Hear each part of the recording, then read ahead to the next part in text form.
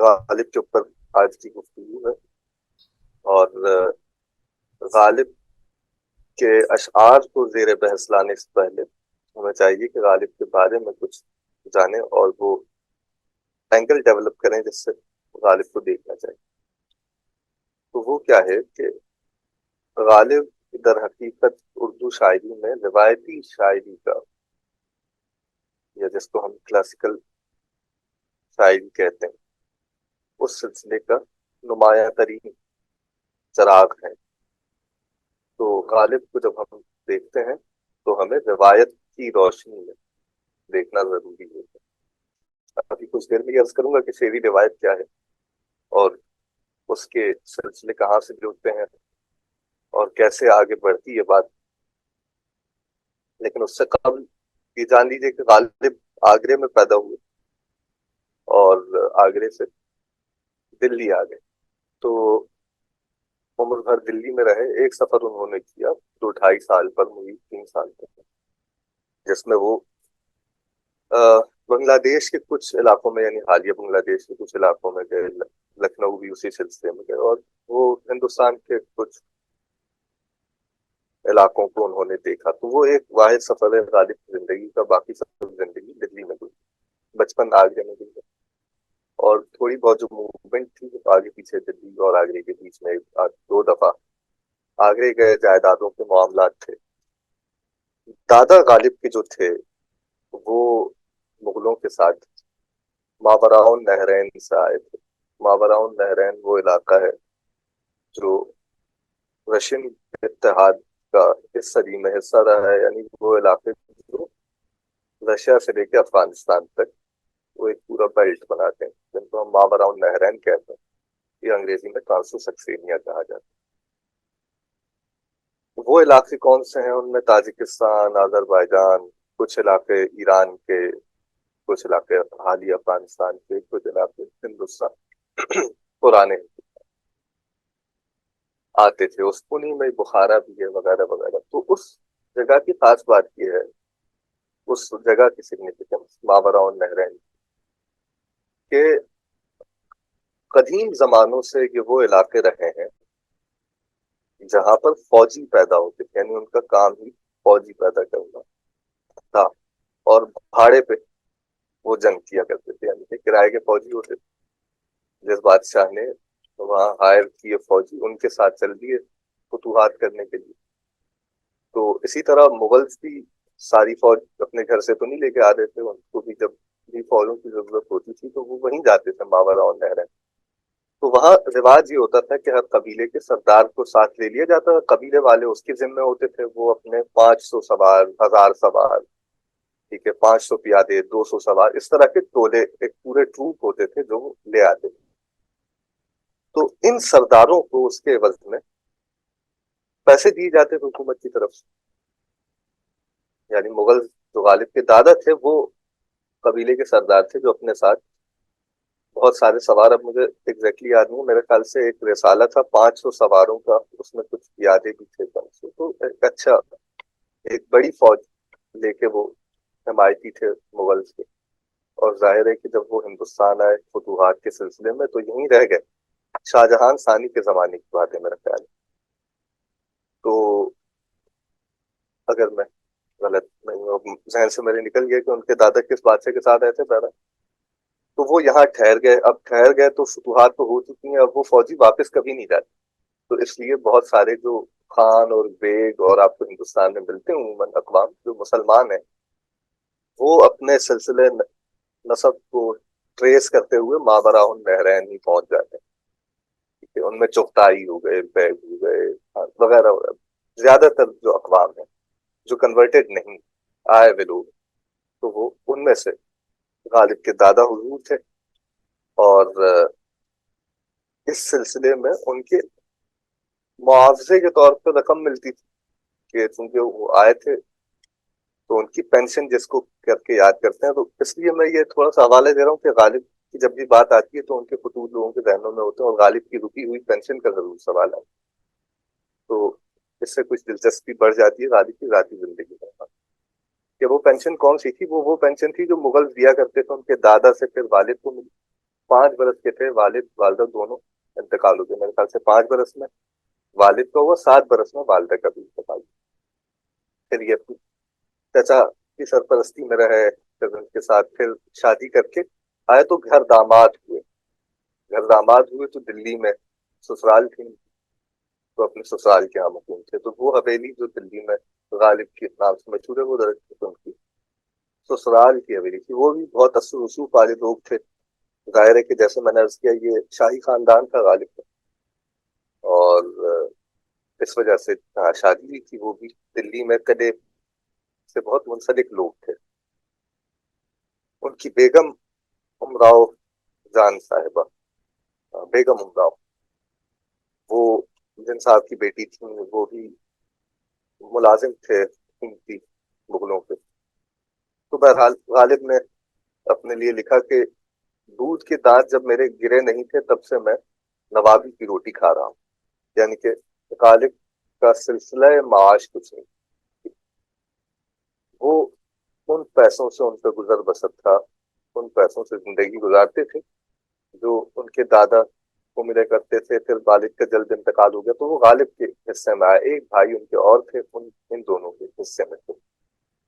بعد میں کچھ معاملات بگڑے، کچھ ان کے کزن انوالو ہوئے، اور پھر جھگڑا رہنے لگا۔ پھر حکومت میں انگریزوں کا اقتدار مضبوط ہونے لگا، تو وہاں پر بہت سارے ایسے لوگوں کی پینشنیں رک گئیں، جن میں غالب بھی تھے، اور ان کم لوگوں میں سے تھے جن کی بعد میں بحال ہو گئی۔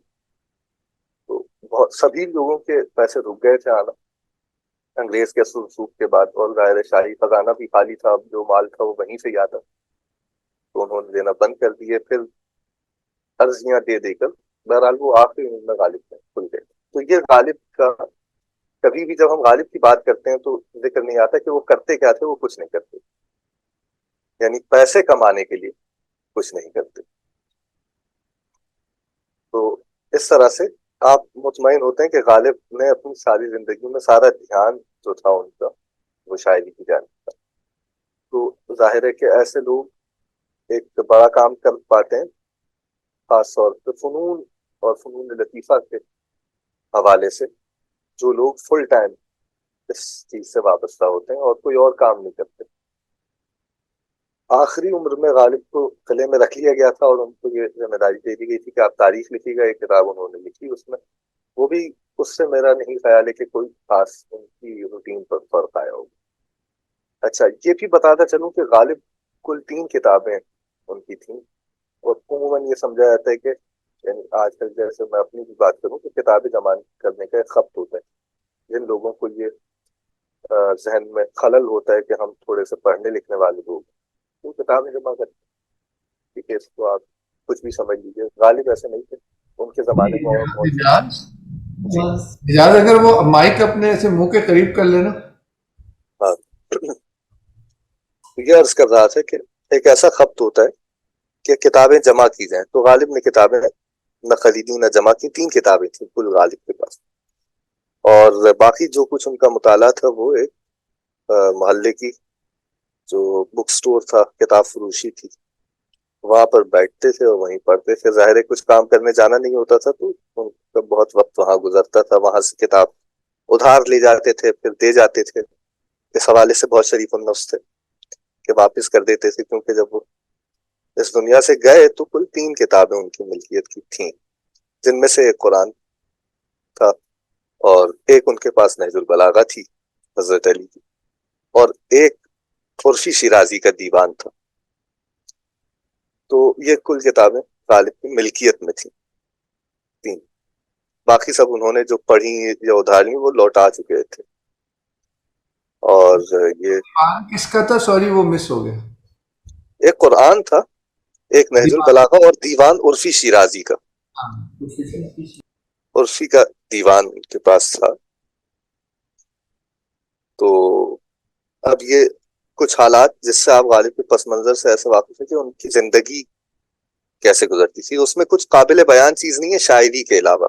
یہ تمہید میں نے اس لیے باندھی کہ غالب کے حوالے سے اگر کوئی بات قابل بیان ہے ان کی زندگی میں، 80 سالہ زندگی میں، تو وہ یہ ہے کہ انہوں نے شعر کہا ہے، اور خود کہتے ہیں کہ سو پشت سے ہے پیشہ آبا سپاہ گری، کچھ شاعری ذریعہ عزت نہیں مجھے.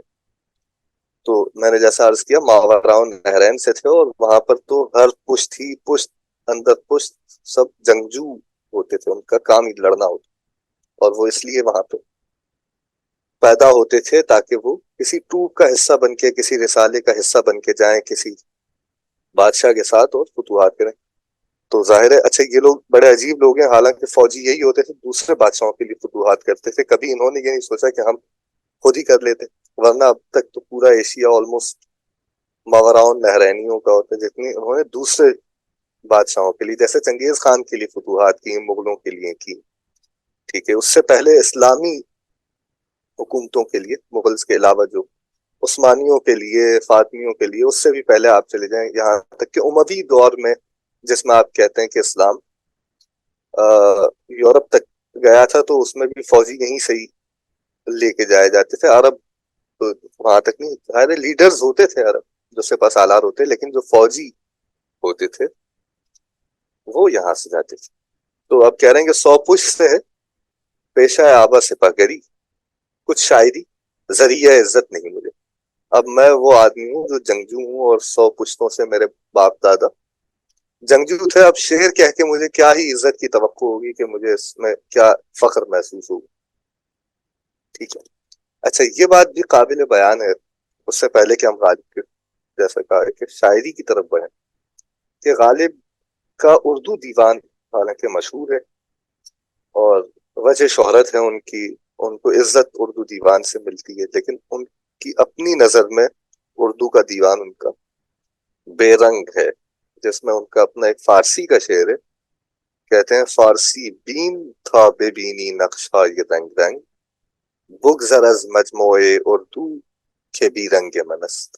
میرا فارسی دیوان دیکھو، اگر تم رنگ برنگی نقوش دیکھنا چاہتے ہو، اور گزر جاؤ میرے اردو کے مجموعے سے کہ اس میں میرا کوئی رنگ نہیں ہے.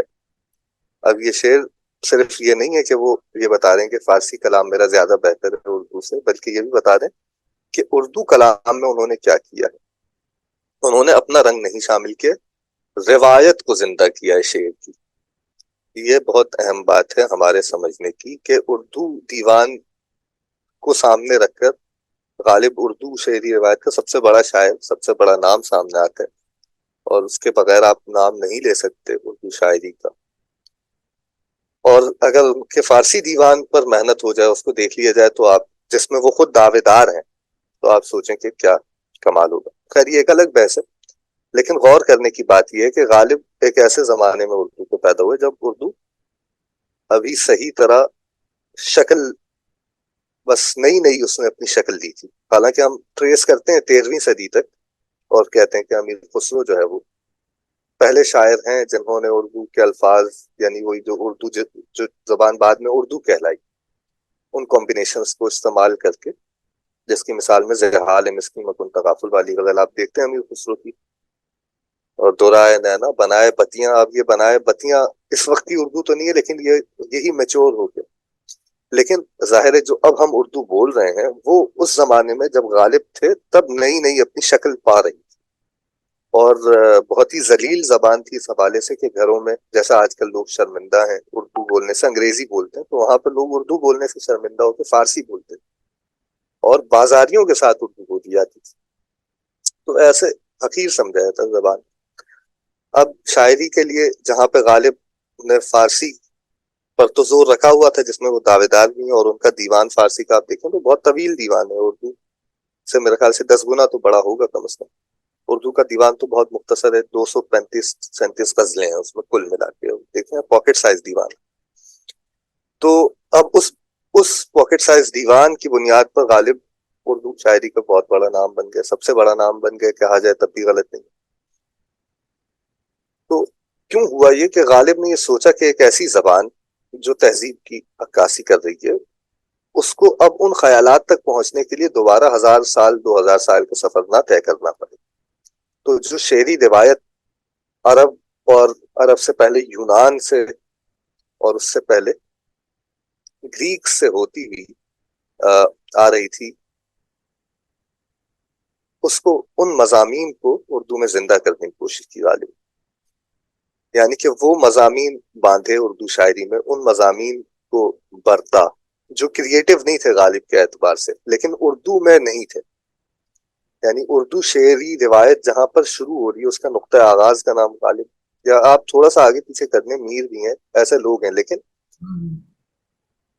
یہ کنٹریبیوشن غالب کا اردو میں یہ ہے کہ وہ ان مضامین کو جو روایتی مضامین تھے شاعری کے، انہوں نے محسوس کیا کہ یہ ابھی نابالغ زبان ہے، اس کو ان مضامین تک، یعنی اب اس میں 1000 سال تک شاعر آئیں گے اور وہ ان مضامین کو باندھیں گے تو روایت بنے گی. تو غالب نے یہ طے کیا کہ وہ خود اس کا فلکرم بن جاتے ہیں، اور انہوں نے ایک ایکسس پوائنٹ بنا دیا 1000 سال کی. تو ویسا آپ کا سوال لیتا ہوں، 1000 سال کی شعری روایت کو اردو میں شامل کرنے کے لیے، یعنی جہاں پر جھرنا گرتا ہے، آبشار گرتا ہے، وہ پوائنٹ غالب بن گئے کہ وہاں پر آپ دیکھیں گے کہ شعری روایت گر رہی ہے.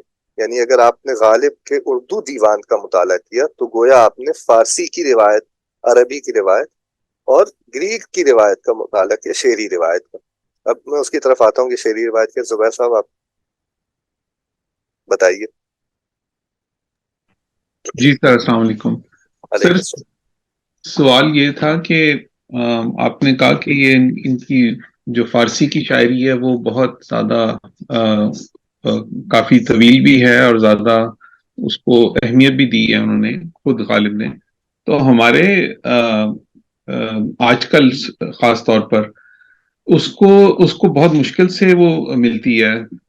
ایک تو اور اس کو پڑھایا نہیں جاتا یا اس پہ توجہ نہیں ہے. تو اس کے بارے میں کچھ آپ کا خیال ہے کہ یہاں پہ کم از کم برے صغیر کا تو پتہ نہیں، پاکستان میں اس پہ توجہ دی جا رہی ہے یا اس پہ کچھ کام ہوا ہے؟ کچھ مجھے ایک دو چیزیں تو نظر آئی تھی. صوفی تبسم صاحب نے اس کی شرح کی، وہ میری نظر سے گزری، لیکن اس کے علاوہ مطلب کبھی سننے میں نہیں آتا. یہ بہت مجھے دیر سے مجھے بھی یہ پتا چلی تھی یہ بات. تو اس کے بارے میں کیا آپ کی رائے ہے؟ دیکھیں، فارسی زبان غریب ہے برے صغیر میں، چاہے آپ ہندوستان کہہ لیں، پاکستان کہہ لیں. اگر پاکستان کی بات کرنا چاہ رہے ہیں تو فارسی محض زبان غریب ہے. آپ کے پاس اس وقت اکثر میں کہتا ہوں ابھی تھوڑا بہت مولانا آ رہے ہیں، وہ بھی ویسٹ سے آ رہے ہیں. یعنی اگر کسی کے پاس کوئی رومی کو جانتا ہے تو ان میں سے 80% لوگ وہ ہوں گے جو اب مغرب سے، یعنی جب وہ مغرب سے گھوم کے آ رہے ہیں تو وہاں سے پھر لینا شروع کریں. 40 رولز آف لو کے بعد سے پاپولرائز ہوئے.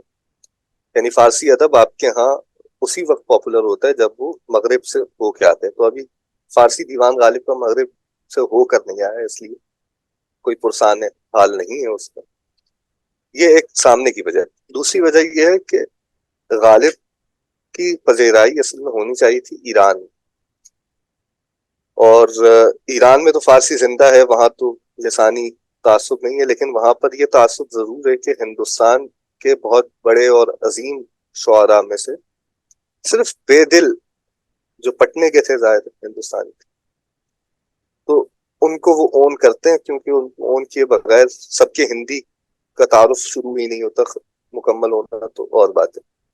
تو وہ ایک پورا اسکول ہے جس کو بے دل اکیلے ریپرزینٹ کرتے ہیں، اور ان کا ذکر کرنا ضروری ہے. ان پہ کچھ کام ہو جاتا ہے ایران میں اور افغانستان میں، جہاں بھی فارسی کی آؤ بھگت ہوتی ہے وہاں.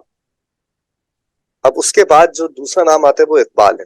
تو اقبال سیاسی وجوہات کی بنا پر وہاں پہ شرائط کر گئے کہ انہوں نے تھوڑا سا اقبال کے فارسی کلام پہ کام کر دیا، نظریاتی بنیادوں پر یا انقلابی بنیادوں پر. جب بھی انقلاب آ رہا تھا ایران میں، اس کے بعد، اس سے پہلے.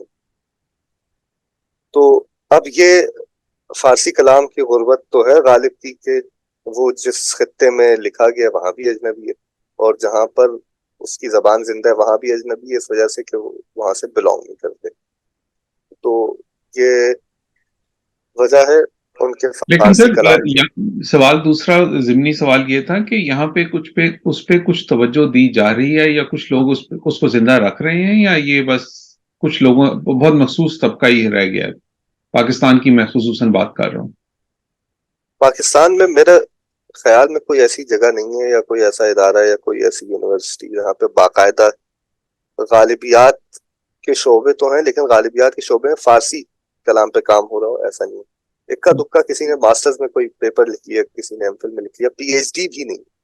اور جہاں تک مجھے یاد ہے میں 2014 میں پہلی دفعہ تہران یونیورسٹی گیا تھا، تو میری دلچسپی وہاں یہ تھی کہ غالب تو ہوگا کوئی پی ایچ ڈی وغیرہ مقالہ دیکھیں گے، تو ایک مقالہ تھا اس، اب کا مجھے نہیں معلوم، اور پورے ڈپارٹمنٹ میں ایک مقالہ تو بہت ظلم ہوتا ہے غالب جیسی شخصیت پہ، تو اور وہ بھی بہت نیم پختہ سے، یعنی اگر پہلا ریسرچ ہو تو آپ کو پتہ ہے وہ کسی کام کی نہیں ہوتی، آلموسٹ سطحی چیزیں ہی ہوتی، کیونکہ اس سے پہلے کوئی کام نہیں، تو بہت سطحی مقالہ تھا پی ایچ ڈی، میرا پوچھنے کا کام ہو مقصد نہیں یہ رہا۔ تھا، اور پھر میں ختم کرتا ہوں بات کو، وہ یہ تھی کہ آپ نے جو بات کہی نا کہ ان کا کافی کلام زیادہ فارسی میں ہے، تو اس کا مطلب ہے ان کی جو اصل سوچ ہے وہ پھر ہم تک نہیں صحیح طرح سے پہنچی۔ میرا صرف یہ مقصد تھا پوچھنے کا، تو اس بالکل کی آپ ٹھیک آپ تصدیق کر دیں سمجھ یا رہے ہیں کہ غالب نے جیسا کہ کہا کہ اس میں غالب کا رنگ نہیں ہے اردو دیوان میں، اس میں وہ ہے جو سمجھ لیں وہ ٹرانسلیٹ کر رہے ہیں شاعری میں، یا وہ ایک ایسا مرکز ہے جہاں پر وہ ساری روایت کا جھرنا بہ رہا ہے، اب وہ جیسا بھی ہے جیسے تیسے کر کے انہوں نے یہ اپنی ذمہ داری رکھی ہوئی ہے کہ یہ مضامین جو ہزاروں سالوں میں پیدا ہوئے ہیں شاعری کی روایت میں، یہ اس نئی زبان میں منتقل ہو جائیں، تو اس کو ایک طرح سے آپ قربانی بھی سمجھ سکتے ہیں غالب کہ، لیکن انہوں نے اپنا شوق اپنی فارسی شاعری میں پورا کیا، جو وہ کہنا چاہتے تھے صحیح معنی میں وہ اگر آپ فارسی شاعری کا مطالعہ کریں تو آپ کو لطف بھی آتا ہے۔ اب ظاہر ہے کہ اس لطف کو حاصل کرنے کے لیے زبان کا مسئلہ بیچ میں ہوتا ہے، اور ٹرانسلیشن میں تو وہ شاعری فوت ہو جاتی۔ سر بس آخری، سوری میں نے آخری سوال کہا تھا، لیکن آپ نے ایک بات کہی کہ اس کا کیا مطلب ہے کہ اگر ہم ان کی فارسی پڑھیں تو ان کا جو دیوان غالب ہے جو اردو والا، اس میں ہمیں کچھ مدد حاصل ہوگی کہ نہیں؟ یہ سوال بس آپ اس کا بتا دیں۔ فارسی اگر آپ پڑھیں گے شاعری غالب کی فارسی شاعری پڑھنے سے مدد حاصل نہیں ہوگی اردو دیوان میں، اگر آپ اردو دیوان پڑھیں گے تو آپ کو کسی بھی شاعر کی فارسی شاعری پڑھنے میں ضرور مدد حاصل ہوگی۔ نہیں، میں سوچ کے لحاظ سے بات کر رہا تھا، یعنی ان کی جو اصل سوچ ہے۔ ٹھیک ہے، وہ آپ کو جھلکیں اس کی نظر آتی ہیں اردو دیوان میں، ظاہر ہے انہوں نے اپنا دماغ بند کر کے تو نہیں لکھی، لیکن ان کا فوکس یہ نہیں تھا کہ میں اپنی بات بیان کروں، بلکہ ان کا فوکس یہ تھا کہ جو باتیں کی جاتی ہیں شعری روایت میں ان کو بیان کر دوں، پھر وہ اتنا تاکہ مشکل ہے نا، اردو کا دیوان اتنا مشکل ہے، تو کوئی اس سے اس کی، آسان فارسی ہی پڑھ لیں۔ ہاں نہیں وہ کچھ اس کا شارٹ کٹ ڈھونڈ رہا تھا میں تو کوئی۔ ٹھیک ہے، درست، بہت شارٹ شکریہ۔ کٹ کرنے کا بھائی۔ اجاز صاحب یہ مظہر صاحب نے ہاتھ کھڑا کیا۔ جی مظہر صاحب۔ جی دو چھوٹے چھوٹے دو سوال تھے جی۔ ایک تو چھوٹا سوال پہلے کر لیتا ہوں۔ ایک آپ نے ابھی کمنٹ کیا تھا کہ ایران میں ریولوشن کے بعد، اس اسلامک ریولوشن کے بعد اقبال کی فگر آئی ہوئی ہے۔ That was just small point I wanted to clarify. جی جب اچھا انقلاب اسلامی ایران ہوا تو اس رجیم کے ساتھ ساتھ اقبال کو بھی وہاں پہ پاپولرائز اچھا، اس سے پہلے نہیں تھا اقبال کا ذکر؟ نہیں، اس سے پہلے صرف میں نے آپ سے کیا نا بے دل کا، آج تک بھی یہی ہے، اب بے دل اور اقبال دو لوگ ہیں۔ اچھا نہیں، اور اقبال کا فلسفے کے لحاظ سے بھی کوئی ایران میں نام و نشان نہیں تھا آئی گیس دین، نہیں تھا، اسلامک ریولوشن سے پہلے۔ اوکے اچھا، یعنی وہ دوسری جو ٹیم آ رہی تھی ایران میں وہ لوگ متاثر تھے اقبال سے، تو انہوں نے اس کو ایز اے ادیب وہاں پر انٹروڈیوس کر دیا، ایز اے فلسفی، ایز اے ادیب انہوں نے سارا پروپیگیٹ کیا اقبال کو۔ اسلامک ریولوشنریزم۔ جی اوکے اچھا، جو اصل میرا سوال تھا، جو آپ یہ کہہ رہے تھے کہ اقبال نے، اب سوری غالب نے شعری روایت اسٹیبلش کرنے کی کوشش کی اردو میں، یا جو کلاسیکل ٹریڈیشنل روایت موضوع تھے وہ انہوں نے اردو شاعری میں اسٹیبلش کرنے کی کوشش کی، تو اس سے میرے ذہن میں دو سوال پیدا ہوتے ہیں۔ ایک تو اور ہو سکتا ہے کافی بے وقوفانہ سوال ہوں، بیکاز میری اپنا علم اس معاملے میں کافی ناقص ہے، مگر جو غالب کے بارے میں سمجھا ہوں وہ تو ہمیشہ یہ سمجھے ہیں کہ غالب کو ایز اے شاعر اردو میں بہت زیادہ ایکسیپٹ نہیں کیا گیا تھا، بیکاز وہ ایسی باتیں کرتے تھے جو اس زمانے کے کنٹمپریریز کو زیادہ سمجھ نہیں آتی تھی، یا کہا جاتا تھا کہ یہ کیسی روایت لے کے آ رہے ہیں۔ اور دوسری بات یہ ہے کہ غالب سے پہلے پھر میر اور باقی لوگ جو اور بھی شاعر تھے یا اور بھی غالب کے کنٹمپریریز تھے، وہ کون سی روایت پہ پھر چل رہے تھے؟ ان کو کہاں سے اردو کی روایت ملی تھی جو وہ کر رہے تھے؟ اچھا دیکھیں، اب یہ سوال آپ کا بہت اچھا سوال ہے، اس کی وضاحت میں کہ آپ کو عرض کر دوں کہ سبھی جو اس زمانے میں شعراء تھے ان سے پہلے بھی، اور جو زمانے میں غالب کے معاصر تھے یا ایک صدی پہلے سے بھی آپ دیکھ لیں، وہ سب شعری روایت سے واقف تھے فارسی کی، لیکن ان کا فوکس یہ نہیں تھا اس شعری روایت کو ڈیلیور کرنا. غالب یہاں پہ آ کے منفرد اس لیے ہو گئے کیونکہ انہوں نے کام ہی یہ کر رہے تھے وہ. ٹھیک ہے, مثال کے طور پہ میں ابھی انگریزی کا ادب پڑھتا ہوں لیکن میں لکھتا اردو میں. میں نے اپنے ذمے یہ نہیں ٹھیکہ لیا ہوا کہ جو بات انگریزی میں کی گئی ہے وہ میں ضرور اردو میں منتقل کرتے رہوں.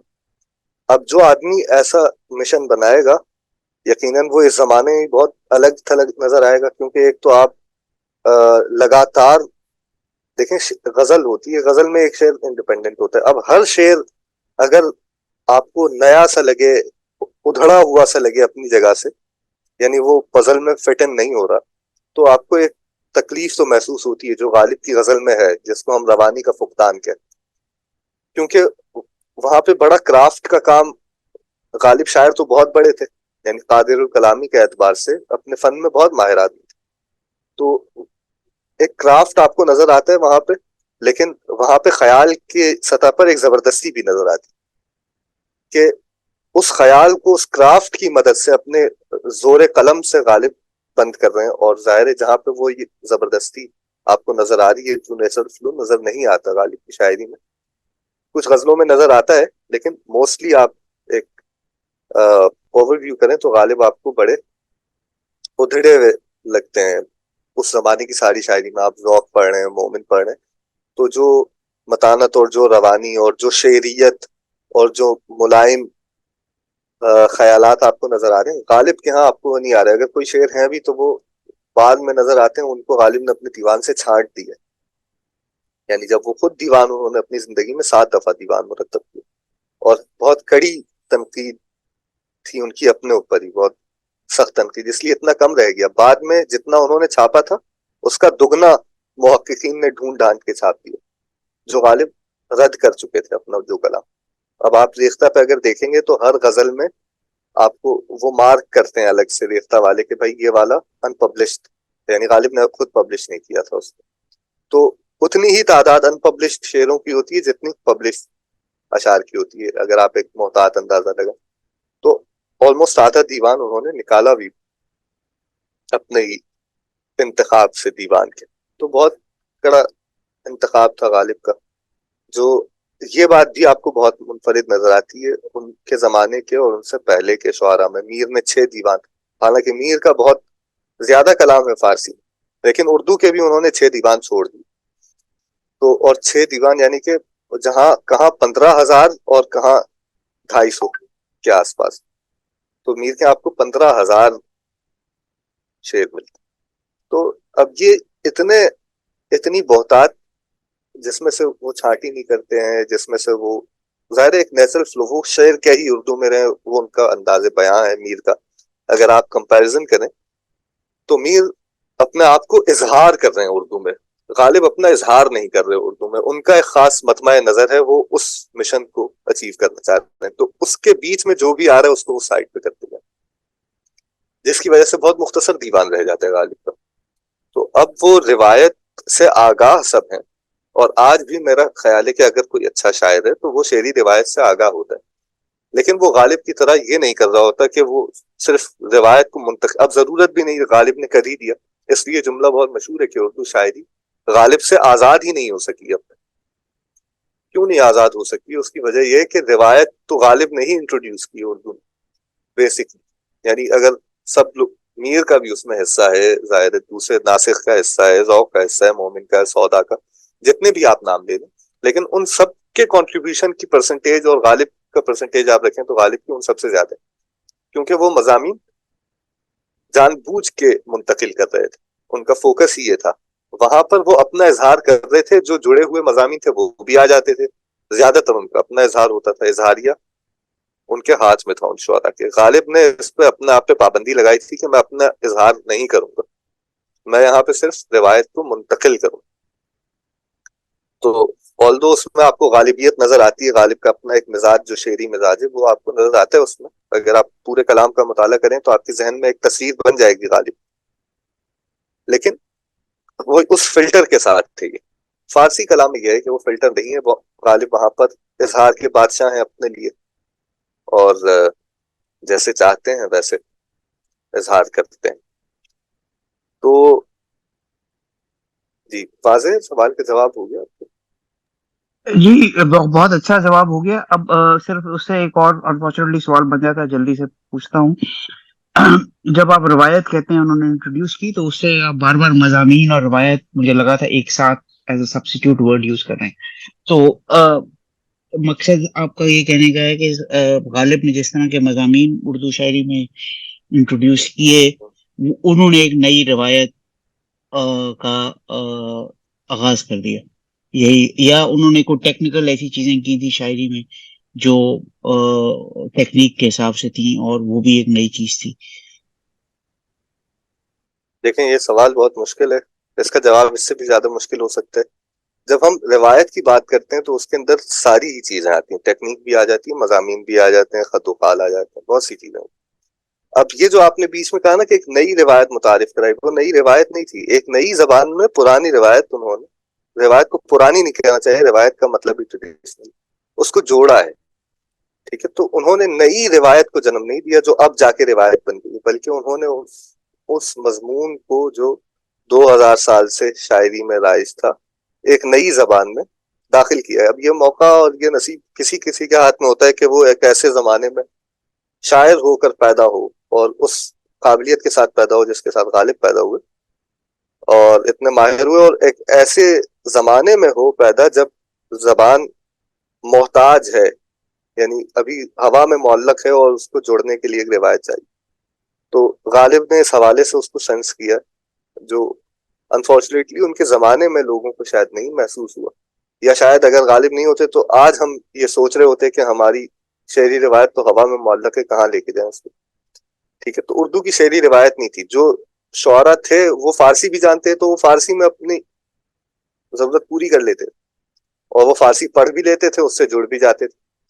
تو غالب نے 100 سال آگے دیکھا کہ یہ فارسی تو ابھی جا رہی ہے یہاں سے, اردو میں اس روایت کی کنٹینیوشن ہونی چاہیے, اس کا ادامہ, اس کی تطویل اردو میں آنی چاہیے, کیونکہ فارسی تو یہاں سے چلی جائے گی. تو اب واقعاً اگر غالب نہیں ہوتے تو ہمارے پاس اردو شاعری میں اردو شاعری معلق رہتی, اردو شعراء کے جو فارسی کلام ہے اس میں تو روایت ہوتی, لیکن اردو شاعری میں نہیں. تو اب یہ بہت اس حوالے سے ایک اہم قدم تھا. اب اس میں کیا کیا شامل ہے, اس میں دیکھیں استعاراتی نظام شامل ہے روایت کا. ایک روایت مثال کے طور پر میں بہت آسان مثال دیتا ہوں, اندلیب یا بلبل کی جو روایت ہے یہ ہومر سے لے کے آئی. اب ہومر, افلاطون یا ارسطو اس کو کوٹ کرتے ہیں تو وہ آلریڈی 400-500 سال پیچھے جا کے ہومر کو کوٹ کریں. تو آپ دیکھیں یہ کہاں سے 3000 سالہ روایت ہے جس میں ایک اندلیب ہے جو عشق کا کردار ادا کر دی اور وہ رو رہی. اب اس کی تاریخ میں نہیں جاتا کہ ہومر کو کس کہانی میں کیسے برتتا ہے, لیکن آج آپ کے پاس اگر بلبل اور اندلیب شاعری میں استعارے کے طور پہ, سمبل کے طور پہ موجود ہے, تو یہ آج نہیں گھڑا گیا, یہ اچانک سے پیدا نہیں. شعری روایت کا اثر معاشرے پر ایک بہت بڑا سلسلہ ہے, اور اس سے آپ کا ذہنی کلچر فارم ہوتا ہے. اور خوش بختی سے اردو کو غالب مل گئے تو آپ کے پاس اب ذہن میں یہ چیزیں ہیں, ورنہ آپ ان سے کٹے ہوتے ہو, آپ کو نہیں پتا ہوتا. بہت ساری, یہ ایک مثال ہے, ایسی سینکڑوں مثالیں. تو استعاراتی نظام ہے, اس کے اندر ٹیکنیک ہے, صنائع بدائع ہیں, سینکڑوں صنعتیں اور بدائع جس کو روایتی شعراء برتتے رہیں الگ الگ طریقوں سے, ان کو برتنا ایک ایسی زبان میں جس میں ابھی نہیں برتا گیا. تو اس حوالے سے آپ کو غالب کے اجتہادات اردو شاعری میں ملتے ہیں. اس جنگ کی وجہ سے ان کے اوپر گرامر کے حوالے سے اعتراضات ہونے لگے, ایک پوری کتاب آ گئی, پھر انہوں نے اس کتاب کی رد میں ایک کتاب لکھ دی. تو یہ بہت سنجیدگی سے غالب یہ کر رہے تھے اور بہت کانشیسلی کر رہے تھے, یعنی ایسا نہیں تھا کہ وہ جس طرح عموماً تصور کیا جاتا ہے ایک دیوانگی کے عالم میں شاعر ہوتا ہے, اس کو دنیا و مافیا کا پتہ نہیں ہوتا کہ اس سے کیا ہو رہا ہے, تو یہ کوئی غلطی کی پیداوار نہیں ہوتی. اتنا بڑا کام بہت کانشیسلی کیا جاتا ہے, اور اس کا آؤٹ کم بھی ظاہر ہے کہ ایسے ہی کام کا نظر آتا ہے نتیجہ جو ارادے سے کیا گیا, تکے بازی نہیں کی گنجائش نہیں. عموماً شاعری کو ہی ویسے تکے بازی سمجھا جاتا ہے کہ بھائی کسی نے کچھ آ کے کہہ دیا تو اب وہ شاعری ہو گئی ہے, اور اس کو اتنا اہمیت نہیں دیتے لوگ کہ شعر ہی تو کہہ رہا ہے. تو اس کو ایک طریقہ باقاعدہ اس میں کوئی کانشیس ایفرٹس تو سمجھا نہیں جاتا. اور پھر غالب کے حوالے سے جب وہ جو کام کر رہے ہیں اور اپنے کام کو جو سنجیدگی سے زندگی بھر وہ کرتے رہے تو اس کو تو بالکل بھی نہیں لیا جاتا. غالب ویسے بھی ایک طرح سے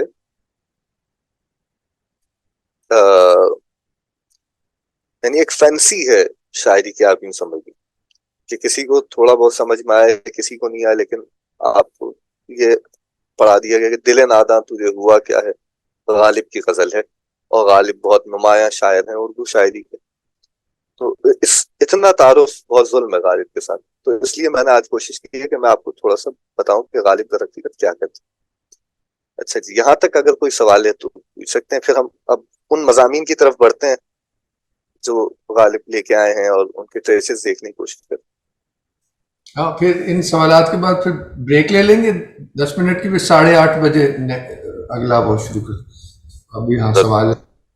اول پہلے تو میں آپ کا شکریہ ادا کرنا چاہوں گا کہ جس طرح سے آپ نے غالب کو کنٹریبیوشن کا بتایا ہے, سمجھ تو آ رہا ہے مگر مجھے کبھی اس کی آگاہی نہیں تھی. بات اب سمجھ آ رہی ہے, تو یہ بہت قیمتی بات ہے. کیونکہ مظہر صاحب کے لیے تھوڑا سا اور اگر ہو سکتا ہے روایت کے لفظ سے وہ معنی نہ انہیں معلوم ہو سکے, اس کو کہتے ہیں کلاسیکل, جس کو کہتے ہیں کلاسیکل ٹریڈیشن ادب میں, شاید آپ اس طرح بھی اس کو وضاحت کی جا سکتی ہے. مگر میرے لیے مفید اپنے فن کے حوالے سے ہے, کیونکہ ہم لوگ آج کے دور پر کلاسیکی اسلامی فن تعمیر کی جو پریکٹس کر رہے ہیں اس میں اسی طرح کے سوال اٹھتے ہیں. اور یہ جو آپ نے مثال دی غالب کی, اس سے نا بہت ایک طرح سے روشنی پڑتی ہے کہ بھئی انسان ایسے کر سکتا ہے. کیونکہ ہم تو اتنی دیر میں آئے ہیں کہ وہ یہ بھی سوال اٹھتا ہے کرنا بھی چاہیے کہ نہیں. ہم اپنے تئیں تو ہمیں پتہ ہے کہ جو کلاسک ہے اس میں ایک ٹائم لیسنس ہے جس کی وجہ سے کرنا چاہیے, کیونکہ جو ہائر آرٹ ہے اس کا یہی تو خاصہ ہے کہ وہ وقت کی قید سے آزاد ہے. بالکل. مگر خیر میرے لیے بہت ہی اچھا مشعل راہ قسم کی آپ نے جو بات کی نا, بہت مجھے مفید معلوم دی. بس یہ ہے معاملہ کہ لوگ اگر شاعری کو جس طرح غیر سنجیدہ دکھایا گیا ہے ہمارے یہاں, وہ تھوڑا سا صحیح ہو جائے تو ہم اتنے معذرت خواہانہ رویے سے نہیں دیکھیں گے شاعری کو. پھر ظاہر ہے اس کے اکابرین کی اہمیت بھی واضح ہوگی. جب ہم نے شاعری کو ہی فارغ کر دیا تو شاعر کیا ہے. یعنی کہ آپ کو غالب کو کی اہمیت سمجھنے کے لیے پہلے شاعری کو فن کے طور پہ اس کی اہمیت کو دیکھنا ہوگا کہ شاعری کا جو فن ہے وہ ہے کیا. مطلب اسی پس منظر یہی تھا, کیونکہ جتنے کلاسیکی علوم ہیں ان میں یوں ہی ہیں, وہ دیکھنے کو لگتے ہیں کہ یہ ایسے ہی کر رہے ہیں. ایون کلاسیکل میوزک لوگ سمجھتے نہیں کہ اس کے پیچھے کتنا ایک پورا نظام ہے. میں تو ایسے فن تعمیر کے حوالے سے بات کر رہا ہوں, اس میں بھی ایسے ہی ہے. وہ بالکل اس میں علمیت بھی ہے, اس میں اس کے اصول بھی ہیں, پھر اس کا ایک اسٹیٹک کا پورا نظام ہے. جناب کوئی اور کوئی سوال کرنا چاہے یا کامنٹ تو پلیز.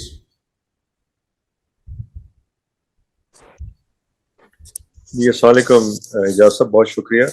میں نے شروع کے 10 منٹ تو شاید میں نے مس کر دیے, میں روڈ پر تھا, لیکن باقی جو جتنا میں نے سنا بڑا پہلی دفعہ ہی سنا ہے یہ. غالب ہم نے بھی ہلکا پھلکا ظاہر ہے جتنا سلیبس میں تھا اور جتنا کچھ اپنے زمانے میں پڑھ سکتے تھے عشقی شاعری کے طور پہ پڑھا تھا. 2 چیزیں اگر آپ اگلے سیشن میں اس پہ بتا سکیں یا ابھی جیسے بتا سکیں.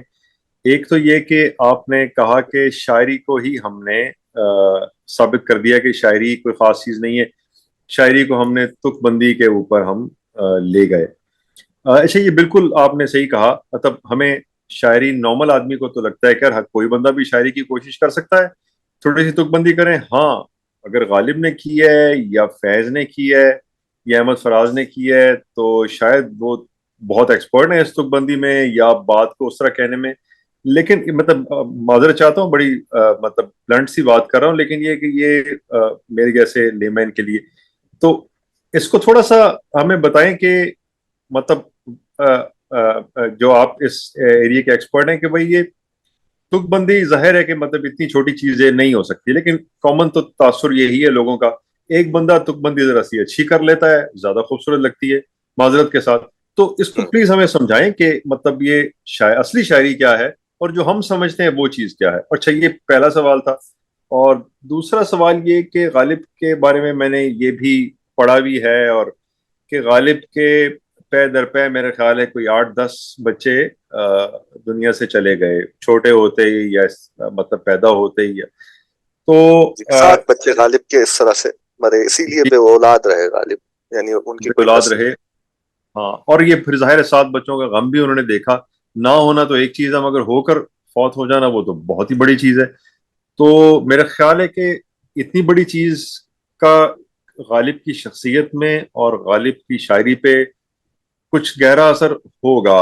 मतलब लेकिन मतलब हमने क्योंकि लिमिटेड सी पढ़ी है, मैं उससे वाकिफ नहीं हूँ। इस पे भी थोड़ी सी रोशनी अगर आप डालिएगा कि इस पे मतलब ये इतने बहुत ज्यादा गम है, ये इस किस्म का गम आम आदमी को मतलब ये कि मेरे ख्याल है 95% लोग ऐसे गम से नहीं गुजरते। तो ये भी उनकी शख्सियत पे बड़ा और शायरी पे बड़ा असर होगा इसका, तो वो भी थोड़ा सा बताइएगा प्लीज। बहुत शुक्रिया। देखिए फारूक साहब, पहले सवाल के जवाब में आपको सिर्फ इतनी गुजारिश करूंगा। मैं अक्सर करता हूं कि शायरी को आप आर्ट समझें, फन समझें। जितनी इज्जत आप किसी भी फन को देते हैं, उतनी उससे ज्यादा हम वैसे तो उम्मुल फनून कहते हैं शायरी को, फनून की माँ समझे यार, लेकिन इतनी अहमियत दे दें जितने किसी भी फन को देते हैं। मुसव्विरी को जैसे आप देते हैं, तो मुसव्विरी में एक चीज तो बंदी होती है। आप घर में बैठ के आपसे कहा जाए कि मैं पेंटिंग बनाए, तो आपने एक घर बनाया, ऊपर सूरज बनाया जैसे मैं बनाता हूँ। तो अब क्या मैं इसको मुसव्विरी का नाम दूंगा, या मैं समझूंगा कि ये फन है ये जो मैं ये कर रहा हूँ, या उसकी एक बाकायदगी है? ठीक है, तो फन, शायरी एक फन है, यानी उसको इस वक्त हम उसकी अजमत साबित करने की कोशिश ही नहीं करेंगे। इस जमाने में हम सिर्फ ये चाहते हैं कि लोग शायरी को एक फन समझें और वो अहमियत और वो दर्जा दे दें जितने वो बाकी फनून को देते हैं।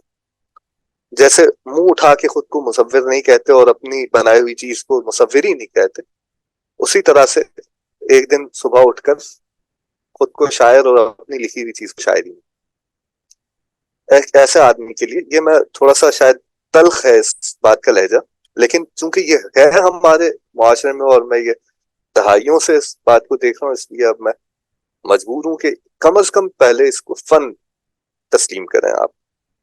इसके बारे में गौर करने, जैसे अक्सर कहता हूँ, जब बच्चे छोटे होते हैं वो दिलचस्पी लेते हैं किसी चीज में, तो माँ बाप उनको उस्ताद के पास भेज देते हैं उसके। अगर एक बच्चा है ड्राइंग जरा दिलचस्पी ले रहा है, तो हम कोशिश करते हैं कि भाई किसी से जाके सीख ले, और हमने नहीं की तो बड़ा होके वो खुद ये सोचता है कि यार चलो अब मुझे इसमें इतना शौक है तो मैं जाके सीख लेता। तो शायरी के साथ भी यही होना चाहिए। सबसे पहला मरहला ये है शायरी का, या मुसव्विरी नहीं, गाना है, बजाना है, ठीक है। इसके अलावा किसी भी फन को आप ले लीजिए, फन तामीर है, जितने भी फनून हैं वो सब एक डिसिप्लिन के मुतकाजी हैं। ये हकीर तरीन इज्जत है जो हम शायरी को दे सकते हैं। तो पहले ये हकीर तरीन दे दें, फिर आगे चल के हम देखते हैं कि इसके साथ और क्या क्या इसके फजाइल हैं। अभी तो ये नौबत ही नहीं आएगी। अभी तो हम जब तक शायरी को अहम ही कोई चीज समझते रहेंगे, तो तब तक तो बात आगे बढ़ नहीं सकती है। तो पहले इसको हमें, अच्छा, फिर बहुत माजरत खाना रवैया हमें दूर करना होगा शायरी से। जब भी क्लास में असातिज़ा शायरी पढ़ाते हैं या पीरियड आते हैं, तो कानों को हाथ लगा के ना पढ़ाएं, ये जरूरी है। इससे अच्छा ना ही पढ़ाएं, निकाल दें निसाब से। लेकिन अगर निसाब में शामिल है तो फिर उस इज्जत के साथ पढ़ाएं कम से कम। जिस तरह, जैसे मिसाल दे रहा हूँ मैं, कोई तकाबली जायजा नहीं, सलमान नदवी का एक चैप्टर किताब में है और गालिब की भी एक गजल किताब में है, तो कम से कम जिस तरह आप सलमान नदवी को पढ़ा रहे हैं निसाब में, उस तरह गालिब को पढ़ाएं। और ये मेरा फर्स्ट हैंड एक्सपीरियंस है। हमारे उस्ताद ने हमें जब गालिब पढ़ाने की कोशिश की तो वो कानों को हाथ लगा के पढ़ाते थे, तो अब तो यानी वो बस बहुत मजबूर और बहुत बेजार होते हैं असातिज़ा शायरी पढ़ाते हुए। सर, ये कानों को हाथ लगाना इस सेंस में कि वो शायरी को गलत समझते थे, कोई हाँ गैर बिल्कुल इस्लामी गलत चीज? समझते थे। वो समझते बहुत इनअप्रोप्रिएट चीज है जो निसाब में है, अब चूंकि इम्तिहान में आएगी इसलिए पढ़ लो। ये तो दूर कर रहे हैं ना, आप पूरी नस्ल इसलिए दूर हो गई। आप جن لوگوں کو عزت نہیں دے سکتے ان کو نصاب میں رکھنا ایک تکلیف ہے. اس سے فائدہ نہیں ہو رہا, اس سے نقصان ہو رہا ہے, کیونکہ اساتذہ یہی بول بول کے بچوں کو دور کر رہے ہیں ان شخصیات سے. تو وہ دلچسپی لینے, اس سے اچھا یہ تھا کہ کوئی کورا ہوتا تو وہ آ کے بعد میں جب بھی اس کا سامنا ہوتا ان چیزوں سے تو وہ اپنے حساب سے کر دیتا. لیکن استاد کی کہی ہوئی بات تو بچے کے ذہن میں بہت ہی محکم ہوتی ہے, اور ایک ایسی عمر میں جب اسکول میں ہے وہ, تو یہ نہیں ہونا چاہیے. تو وہ جب تک ہم اپنا معذرت خواہانہ رویہ شاعری سے نہیں ہٹائیں گے اور ہر شعر پہ یہ نہیں کہیں گے بس انہوں نے کہہ دیا اب پتہ نہیں کن چکروں میں رہتے تھے پتہ نہیں, تو یہ جملے بہت عام ہیں شاعری کے اوپر بات کرتے ہوئے. میں فیضاز چاہ رہا تھا کہ باقی اسٹوڈنٹ سے بھی ایک ایک جملہ لے لوں کہ ان کا کیسا لگا. جی سہیل, گفتگو حجاز صاحب کی. مجھے غالب کا جو انٹروڈکشن تھا مطلب اب میں نہیں ڈیسائیڈ کر پا رہا کہ میں غالب کو کس طرح سے لوں, کیونکہ غالب کی جو اردو شاعری کے اوپر انٹروڈکشن ہوئی اس کے مطابق تو بیسک کام تھا وہ اردو مطلب اردو شاعری میں, لیکن غالب کے نظر میں وہ کوئی ایک بڑا کام نہیں کر رہے تھے اردو میں. یہ نیا پرسپیکٹو میرے سمجھ میں آیا کہ غالب کو کیوں اپنی اردو شاعری اتنی نہیں پسند تھی, کیونکہ میں نے پہلے بھی پڑھا ہوا تھا کہ غالب اپنے فارسی کلام کے سامنے اردو کلام کو تو بالکل نہیں کچھ مانتے تھے. میرا البتہ مجھے ایکچولی کہنا تھا کچھ شاعری کی اہمیت کے اوپر. میں نے ایک سرکل دیا ہوا تھا اپنے بلوچ منصب کی شاعری کی اہمیت کیا ہے, لیکن وہ لمبا ہو جائے گا. میرا سوال تھا کہ غالب کے اوپر جو فلم ہے جو گلزار نے بنائی ہوئی ہے اس کو ہم کس طرح سے لے سکتے ہیں, کیونکہ جو لوگ غالب کو نہیں پڑھتے لیکن شاعری پہ شوق رکھتے تو وہ فلم دیکھ لیتے ہیں, تو اس فلم کو آپ کس طرح سے دیکھتے ہیں؟ جو ہندوستان میں فلم بنی ہے کہ 1980 2-3 دفعہ کوشش ہوئی ہے غالب پہ بننے کی, لیکن جو آخری کوشش گلزار صاحب والی ہے 1980s میں, وہ بہت اچھی کوشش ہے اور میرا خیال ہے اس سے فائدہ ہی ہوا ہے. حالانکہ بہت ایکوریٹ نہیں ہے لیکن اس سے لوگوں کا ڈرامہ, صحیح بتایا آپ, ڈرامہ ہے, اس سے فائدہ ہوا ہے, اس سے ذوق میں اور شوق میں اضافہ ہی ہوا ہے. اب ظاہر ہے کہ آپ ایک چیز کے بارے میں کوئی ڈرامہ یا فلم دیکھ کے اس کو سنگ تمام تو نہیں سمجھتے, تو وہ یہاں بھی نہیں کرنا چاہیے. جب آپ میں اس چیز کا ذوق پیدا ہو گیا تو پھر آپ ذرا اس کے ہارڈ کور طریقوں کی طرف آنا چاہیے, یعنی کہ غالب کے دیوان کی طرف. سب سے ایک کتاب, ایک چھوٹا سا دیوان ہے غالب کا, ہمیں صرف ضرورت ہے کہ اس دیوان کو پڑھیں. اچھا, غالب کی کتابوں کے اوپر بھی مطلب غالب کی اپنی تصنیف کتنے ہیں؟ 5 کتابیں ہیں ان کی. ویسے اگر آپ دیکھیں تو دستمبو ہے جیسے جو ان کی تاریخ حالات کے اوپر ہے, اور دیوان فارسی ہے, دیوان اردو ہے, پھر ایک قاطع برہان ہے جو گرامر کے اوپر ہے, پھر خطوط کے مجموعے. تو 4-5 کتابیں اس طرح سے. اب وہ تو پبلش ہونے کے حساب سے, زندگی میں تو انہوں نے صرف دیوان ہی چھپایا تھا, لیکن آگے چل کے جس طرح سے کمپائل ہوئے تو اب جیسے خطوط ہیں وہ 3 جلدوں میں شامل ہوئے. اب وہ خطوط وہ ہیں جو پہلی دفعہ کوئی اردو میں خط لکھ رہا ہے, اس کی یہ اہمیت ہے غالب کی. ورنہ اردو میں خط لکھنے کو ایک توہین سمجھا جاتا اس زمانے. تو اردو میں خط لکھنے کی روایت قائم ہی غالب نے کی, اور باقاعدہ جس میں خطوط نگاری کا آغاز ہوا ہے. اور وہ یہ بھی جانتے تھے, ان کے سارے خطوط 3 جلدوں میں انہوں نے ایک کاپی اپنے لیے رکھتے تھے تاکہ مرنے کے بعد کوئی چھاپ دے. یہ اہتمام آپ کو کوئی کہیں نظر نہیں آتا. میں صرف یہ عرض کرنا چاہ رہا ہوں کہ غالب اپنے کام کے بارے میں کتنا جانتے تھے اور کتنے کانشیسلی کر رہے تھے کہ جب وہ کسی کو خط لکھ کے بھیج دیں تو ایک کاپی اپنے پاس رکھنے, ایک نقل اس کی. ہر دفعہ 2 خط لکھ رہے ہیں, ایک خود رکھ رہے ہیں پیٹی میں ان کی پیٹی سے برآمد اور ایک بھیج دیتے ہیں. تو وہ آدمی جو اس طرح سے کام کر رہا ہو, ظاہر ہے اس کا اگر نام نہیں ہوتا تو کیا ہوتا. اس کا ایک بہت ہی باقاعدہ کنٹریبیوشن ہے. ورنہ آپ جن بزرگوں کے خطوط ہیں ایک تو اتنی تعداد میں نہیں ہے, اور پھر جنہوں نے جمع کی ہیں وہ آپ کو مقدمے میں لکھ کے بتائیں گے کہ کس مصیبت سے جمع کی. یہ تو غالب سمجھیں اپنے خطوط خود جمع کر کے چلے گا. یہ تو ایک ساتھ تھے, کچھ اکا دکا لوگوں نے تحقیق کر کے یہاں وہاں سے ڈالیں, جو اس کا 90% مسودہ ہے وہ تو غالب چھوڑ کے گئے خود, جو انہوں نے نقل سارے. اور کم خطوط نہیں لکھے, میں نے بتایا نا 3 جلدوں میں. دیوان پاکٹ سائز میں 200 صفحے کا بھی نہیں ہوتا, اور خطوط بڑے سائز میں 3 جلدوں کے. تو آپ اس سے اندازہ لگائیے. یہ سمیہ آپ کچھ کامنٹ کرنا چاہیں گی؟ جی سر، غالب کا یہی ہے، پہلے تو نصاب میں ہی پڑھا تھا، نسبتاً بہتر لگا کرتے تھے باقی شعراء کی نسبت، اور باقی یہ ڈرامہ جو دیکھا اس کو بھی، وہ بھی بہت اچھا تھا. اس میں جو تھے، میں ایک جب پچھلی دفعہ ہماری نشست ہوئی تھی تو آپ نے وزن کی بہت زیادہ بات کی تھی، فائلن فائلن، اسی میں جو ہے نا ہم تھوڑے سے کنفیوز ہو کے میں رہ گئی تھی کہ وزن پہ بہت آپ نے سٹریس کیا تھا. اچھا، غالب کی شاعری میں کئی دفعہ دیکھتے ہیں تو اس میں وزن اس طریقے سے نہیں ہے جیسے کہ آپ نے مثلا کیا تھا. بہر تو ہے بہت اچھی، لیکن وزن تو اس کے بارے میں کیا آپ کہیں گے؟ مثلا کیا ان کو بھی اسی وجہ سے تنقید کا زیادہ سامنا کرنا پڑا تھا اس مستقل کو میں آپ کا دوسرے الزام سمجھوں گا غالب کے اوپر. ایسا نہیں ہے، صحیح. ایسا ممکن نہیں ہے نہیں کہ نہیں، ایک جیسے آپ نے حصہ بھی ایسا پورا ہو. بتایا تھا نا کہ ہاں فائلن ہاں، فائلن فائلن، اور بالکل اسی طرح وزن ہے جیسے میں نے آپ کو بتایا. وہ تو خیر کلاس ہی اسی چیز کی پروسیڈی کی تھی جس میں ہم جی نے جی جی بتایا تھا کہ بہر ہوتی ہے اور وہ اس طرح ڈیوائیڈ ہوتی ہے فاعل فاعل. اب جیسے دیر نادا تجھے ہوا کیا ہے، بہر خفیف میں فاعلات مفاعل فعل.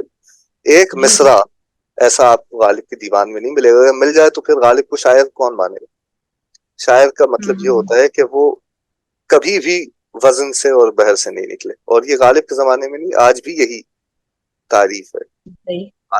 مثلا مجھے ان کے جو الفاظ کچھ زیادہ بھی لگتے ہیں، اس کو آپ کیا الفاظ کہیں کو، گے؟ ہاں اب یہ ہے مسئلہ کہ وزن کو ناپنا ایک خود علم ہے جس کو عروض کہتے ہیں. جی جی اس کو الفاظ سے نہیں ناپا جاتا، اس کو سلیبل سے ناپا جاتا ہے. شارٹ لانگ ہوتے ہیں جیسے کسی بھی فن کے مبادیات ہوتے ہیں، اسی طرح شعر کے مبادیات ہیں کہ آپ کو دیکھنا ہوتا ہے کہ الفاظ کی تعداد کا کوئی لینا دینا نہیں ہے وزن سے. ان الفاظ کو جب آپ عروضی زبان میں، جس کو ہم تختی کہتے ہیں، تختی میں ٹرانسلیٹ کرتے ہیں تو اس کا ایک وزن نکلتا ہے جو لانگ شارٹس کے بائنری ایک کوڈ آتا ہے. وہ کوڈ ہر مصرے کا برابر ہوتا ہے. اور یہ چاہے آپ میر کی شاعری دیکھیں، غالب کی دیکھیں، فراز کی دیکھیں، فیض کی دیکھیں، جون ایلیا کی دیکھیں، میری دیکھیں، یعنی یہ میں وہ سلسلہ بتا رہا ہوں کہ یہ کبھی بھی منقطع نہیں ہوا. تو یہ کوئی ایلین چیز نہیں ہے، اور غالب سے یہ توقع کرنا ہی بیکار، کیونکہ ہم غالب کو شاعر کہتے ہیں. شاعر کا مطلب یہ ہوتا ہے کہ اس کا کوئی مصرع وزن سے خارج نہ ہو. اس کو بہت سیریسلی سمجھنے کی ضرورت جی جی. یہ میں پھر مس انڈرسٹوڈ کیا تھا میں نے اس وقت کہ یہ اس طریقے سے ہے، کیونکہ مختلف. دوسرا یہ کہ مجھے یہ تھا کہ جیسے غالب کی جو پوئٹری بکس نہیں بہت اچھی جیسے شائع ہوئی اچھی، اس میں دیوان بھی بہت چھوٹے چھوٹے ملتے ہیں. یعنی اس کی پبلیکیشن پہ بھی مجھے ہے کہ ہمارے ہاں جیسے باقیوں کی بہت اچھی بھی پبلیکیشن ہے، میں بھی ہوں، شاید میری نظر سے نہ گزری ہوں، لیکن اس کو میرے خیال میں ان میں بھی لانا، ایک اچھی پبلیکیشنز میں بھی لانا بڑا ضروری ہے، جس کی وجہ سے بھی ذرا ایک کمنٹ تھا میرا. جی بالکل، یہ بہت ضروری ہے. یہ تو حسنی اس کو بیڑا اٹھانا چاہیے میرے خیال. اب غالب کا مسئلہ یہ ہے کہ ہندوستان میں اردو بیزاری ہے تو وہ کام نہیں کرتے، اور ہم چونکہ غالب ہندوستان میں پیدا ہو کے ہندوستان میں مر گئے اس لیے ہم پاکستان میں ان کو پوچھتے ہیں. تو اب جب دونوں جگہ پر ایک آدمی اپنے فن سمیت غریب ہو جائے تو کیا کرے؟ تو اونرز کو پہلے تو آنا ہوگا کہ غالب کو اون کون لوگ کرتے ہیں. اور میرا خیال یہ کہ اردو بولنے والے، جب ہم نے ایک ملک اردو بولنے کی بنیاد پر آزاد کرایا تو اس کے سب سے بڑے شاعر کو ہمیں اونرشپ لینی ہوگی اس کی. اور اب یہ کہہ کے چھوڑ نہیں سکتے کہ نہ غالب یہاں پیدا ہوئے، نہ یہاں مرے، نہ ان کا مزار یہاں پہ ہے. تو ہمارے لیے مطلب ہم ان کی شاعری پڑھ کے لطف اندوز ہو سکیں، لیکن ان پہ کام کرنے کی ذمہ داری بھی ہماری بنتی. یہ کتنی عجیب بات ہے. تو اس طرح حیران نہیں ہونا چاہیے، بلکہ یہ ذمہ داری ہمیں لے لینی چاہیے. کسی زمانے میں بہت اچھے اچھے کاپیز چھاپی بھی گئی، مگر عرصہ ہو گیا اس کو، جس کو چغتائی نے جن میرے خیال میں کاغذ بہت مہنگا ہو گیا. یہ ابن صفی تو بےچارے ہر پیش ترس میں اپنے لکھتے رہ گئے. تو کاغذ مہنگا ہونے کی وجہ سے اس وقت جو قوت خرید ہے وہ میرے خیال میں وہ بہت متاثر ہوئی ہے. میرے خیال میں یہ بہت بڑی وجہ بھی ہو سکتی ہے. دیکھیں، اگر کوئی قوم چاہے نا تو وہ اپنے شاعر کے دیوان کو ایسی جگہ پہنچا سکتی جہاں پہ ایرانیوں نے حافظ کو پہنچا دی. یعنی کہ جہاں پر ایک قرآن بھی خریدا جائے وہاں پہ حافظ کا بھی ایک دیوان خریدا جاتا ہے. اب میں یہ نہیں کہہ رہا کہ غالب اور قرآن کی آپ برابری کے قائل ہو جائیں, لیکن وہاں پہ قیمت کتنی بھی اوپر چلی جائے حافظ کے دیوان کو کوئی فرق نہیں پڑتا. جیسے قرآن آپ خریدتے ہیں, آپ کتنا بھی مہنگا ہو قرآن تو خریدیں. خوب خوب. جی سائرہ, آپ کچھ سوال یا کامنٹ کرنا چاہیں؟ نہیں سر, میں بس اپریشیٹ کر رہی تھی جو سر نے بتایا ہے. اب انہوں نے غالب کا درجہ اتنا بلند کر دیا, تو اب میں جاننا چاہتی ہوں کہ وہ ایسی ان کی شاعری میں کیا تھا کہ ان کا لیول اتنا ہائی ہے, تو اس کے لیے ان کی شاعری کو سمجھنا پڑے گا. بس آپ پھر 5 منٹ انتظار کریں, ہم 5 منٹ کی بریک لیتے ہیں, پھر مثالوں کے ذریعے آپ تھوڑی تھوڑی آپ کو عظمت مجھے امید نظر آئے گی ان کی شاعری انشاءاللہ. اچھا, تو اب اس حصے میں تعارف کے بعد ہم یہ کوشش کریں گے, میں آپ کو ذرا شیئر کر دیتا ہوں. یہ کوشش رہے گی میری کہ کچھ اشعار آپ لوگوں کو دکھاؤں. یہ خوش قسمتی سے اتنی دفعہ غالب پڑھا چکا ہوں کہ ڈاکیومنٹ تیار ہوتے ہیں میرے پاس, تو اس میں آپ ترجمے کے ساتھ مل جائے گا. یہ اچھی بات ہے. اور لکھا ہو کہ اب جو شعر ہم شروع کر رہے ہیں یہ اصل میں غالب اپنا تعارف ہی کرا رہے ہیں کہ گنجینہ معنی کا طلسم اس کو سمجھیے, جو لفظ کے غالب میرے اشعار میں آوے. گنجینہ معنی کا طلسم اس کو سمجھیے, جو لفظ کے غالب میرے اشعار میں آوے. اب دیکھیں, غالب تعلی کا شعر ہے, اپنی خوبی بیان کر رہے ہیں, اپنی تعریف کر رہے ہیں, لیکن اس میں ایک بہت نقطہ ہے. وہ یہ ہے کہ میری جو شاعری آپ کو نظر آ رہی ہے اردو میں, اس کو محض شاعری سمجھ کے چھوڑ نہ دیں, بلکہ اس کو معانی کی تلاش کا ایک ذریعہ سمجھیں اور انچانٹمنٹ سمجھیے, طلسم سمجھیے میرے ہر لفظ کو. وہ طلسم, وہ انچانٹمنٹ جو گنجینہ معنی کو آپ کے لیے کھول دے گا, یعنی ٹریجر آف میننگ کو انلاک کرے گا. ہر لفظ, ایک ایک لفظ جو میں برت رہا ہوں بہت کانشیس ہے, اور اس میں آپ وہ غور کریں جیسے آپ خزانے کی چابی پہ کرتے ہیں. اچھا, اس کو غالب نے انکارپوریٹ کیا ہے اس حدیث کو بھی جو یہ بتاتی ہے کہ خدا کے عرش کے نیچے ایک تالاب ہے, ایک پول ہے وزڈم کا, نالج کا, اور اس کا پہلا حصہ بھول گیا تھا اس لیے اردو میں بتایا. اگلا اس کا حصہ ہے وہ مفاتیحها السنۃ الشعراء, اور اس کی چابیاں ہوتی ہیں شاعروں کی زبانیں. ٹھیک ہے, تو غالب یہی کہہ رہے ہیں کہ اس خزانے کو پہنچنے کے لیے, اس خزانے کو جاننے کے لیے آپ کو میرے الفاظ اس طلسم کا کام کریں گے جو اس گنجینہ معنی کو کھولے گا. گنجینہ کہتے ہیں خزانے کو, معنی کہتے ہیں معنی کو, میننگ کو, طلسم انچانٹمنٹ کو کہتے ہیں. تو گنجینہ معنی کا طلسم اس کو سمجھیے. کس کو سمجھیے؟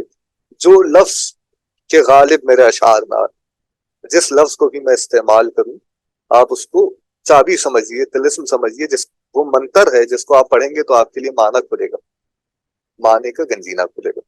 تو غالب خود بتا رہے ہیں کہ آپ مجھے کس نظر سے دیکھیں.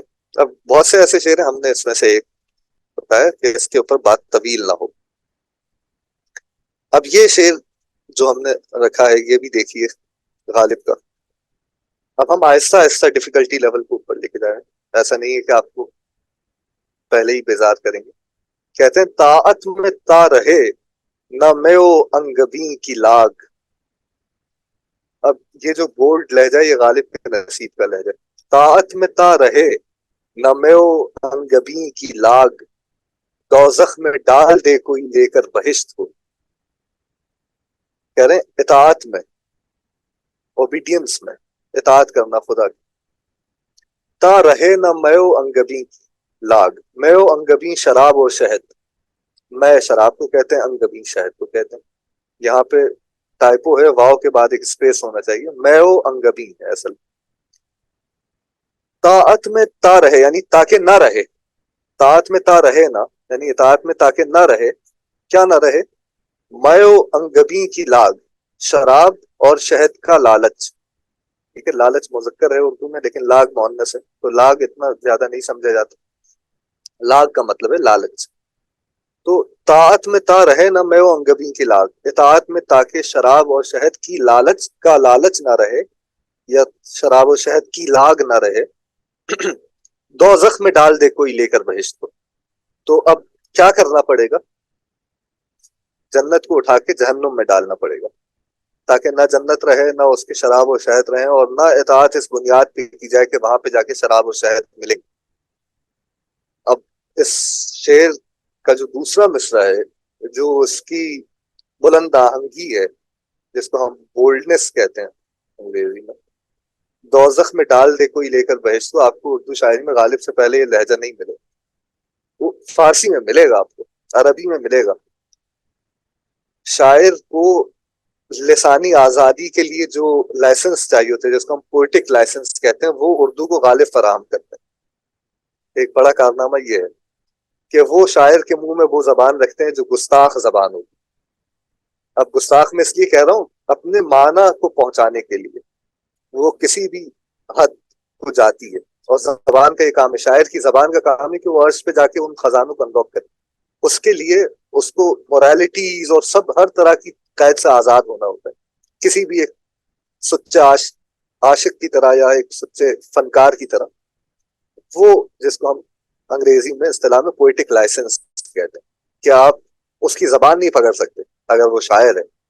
تو وہ جرأت اخلاقی آپ کو، حالانکہ یہ کوئی بات ایسا نہیں ہے کہ یہ اسلامی مضامین سائٹ کی کرنی ہے، بلکہ عین حدیث کا ترجمہ آپ سمجھ لیں اس کو، جو یہ کہتی ہے. میرے خیال سے اس پہ بہت تفصیلی قول بھی حضرت علی کا نہج البلاغہ میں کہ جو لوگ عبادت کرتے ہیں کس کی غرض سے، لالچ میں کرتے ہیں، کچھ لوگ خوف سے کرتے ہیں، اور حق عبادت کا یہ ہے کہ اس لیے کی جائے کہ وہ لائق عبادت ہے وغیرہ وغیرہ. تو غالب اس کو نشان تنقید بنا رہے ہیں اپنی ایک ایسے انداز میں جو آپ کو لگتا ہے کہ یہ ناقابل قبول ہے بھائی، لیکن وہ اجازت غالب فراہم کر رہا ہے اردو میں. یعنی ایسے یہ تو کچھ بھی نہیں ہے. آپ اگر فارسی شعری روایت کا انداز ہے تو وہاں پہ تو بہت تیز ترار زبانیں ہیں شاعروں کی. آپ یعنی آپ سمجھ لیں کہ اگر آپ سعدی کو بنظر عزت دیکھتے ہیں تو سعدی یا مولانا کہ اگر آپ نے مثنوی پڑھی ہے تو آپ کو اندازہ ہوگا کہ شاعر کی زبان کس قینچی کا نام. یعنی ویسے یہ غلط منسوب ہو گیا خواتین سے، یہ اصل میں شاعر ہو گئی ہے، اور واقعی ایسا ہے کہ آپ وہ مصرع میرے ذہن سے نکل گیا جس میں ایک فارسی شاعر نے کہا کہ شاعروں کی زبانیں نہیں ہوتی، قینچیاں ہوتی. تو وہ قینچی کی اس دھار کو غالب لگا رہے ہیں اردو شاعری میں. اس سے پہلے یہ آہنگ آپ کو نظر نہیں آتا. یہ دھار، یہ قینچی خود روایت کا حصہ ہے. یعنی ایسا طرز تخاطب عنایت کرنا شاعری کو کہ آگے چل کے پھر تو ایسی زبان مل گئی ہے شاعروں کو غالب کے بعد. غالب جیسے اقبال، جس کو اقبال کا اگر آپ شکوہ پڑھیں تو جرأت آموز میری تاب سخن ہے مجھ کو، شکوہ اللہ سے خاکم بدہن ہے مجھ کو. کتنے بولڈ ایک جو لہجہ ہے وہ کہاں سے آ رہا ہے، وہ غالب فراہم کر رہے ہیں تو آپ کے پاس آئیں گے. تو یہ جو جرأت آموزی ہے یہ غالب سکھا رہی ہے. یہ جرأت اگر کسی کے پاس تاب سخن ہو، یعنی اگر اقبال کے شعر کو آپ سمجھنے کی کوشش کریں تو وہ کہہ رہے ہیں کہ چونکہ میرے پاس تاب سخن ہے، سخن شاعری کو کہتے ہیں اور تاب کہتے ہیں طاقت کو، تو میرے پاس شاعری کی طاقت ہے، وہ مجھے یہ جرأت سکھاتی ہے کہ میں اس لہجے میں بات کر سکتا ہوں. تو اب یہ میں نہیں کہہ رہا کہ اقبال کا اپنا نظریے کے اوپر میری گفتگو نہیں، میں صرف یہ بتا رہا ہوں کہ یہ جو روایت کا حصہ ہے یہ آپ کو غالب لا کے دیتے ہیں کہ اس طرح کا ایک لہجہ یہ آپ کو غالب ہی کیا نظر آئے گا کہ دوزخ میں ڈال دے کوئی لے کر بہشت کو. اس سے بھی سخت جملے ملیں گے لیکن یہ بھی ایک اس کی مثال ہے. تو کیا کہہ رہے ہیں؟ طاعت میں تا رہے نہ میو انگبی کی لاگ، دوزخ میں ڈال دے کوئی لے کر بہشت کو. ٹھیک ہے جناب. اچھا جی،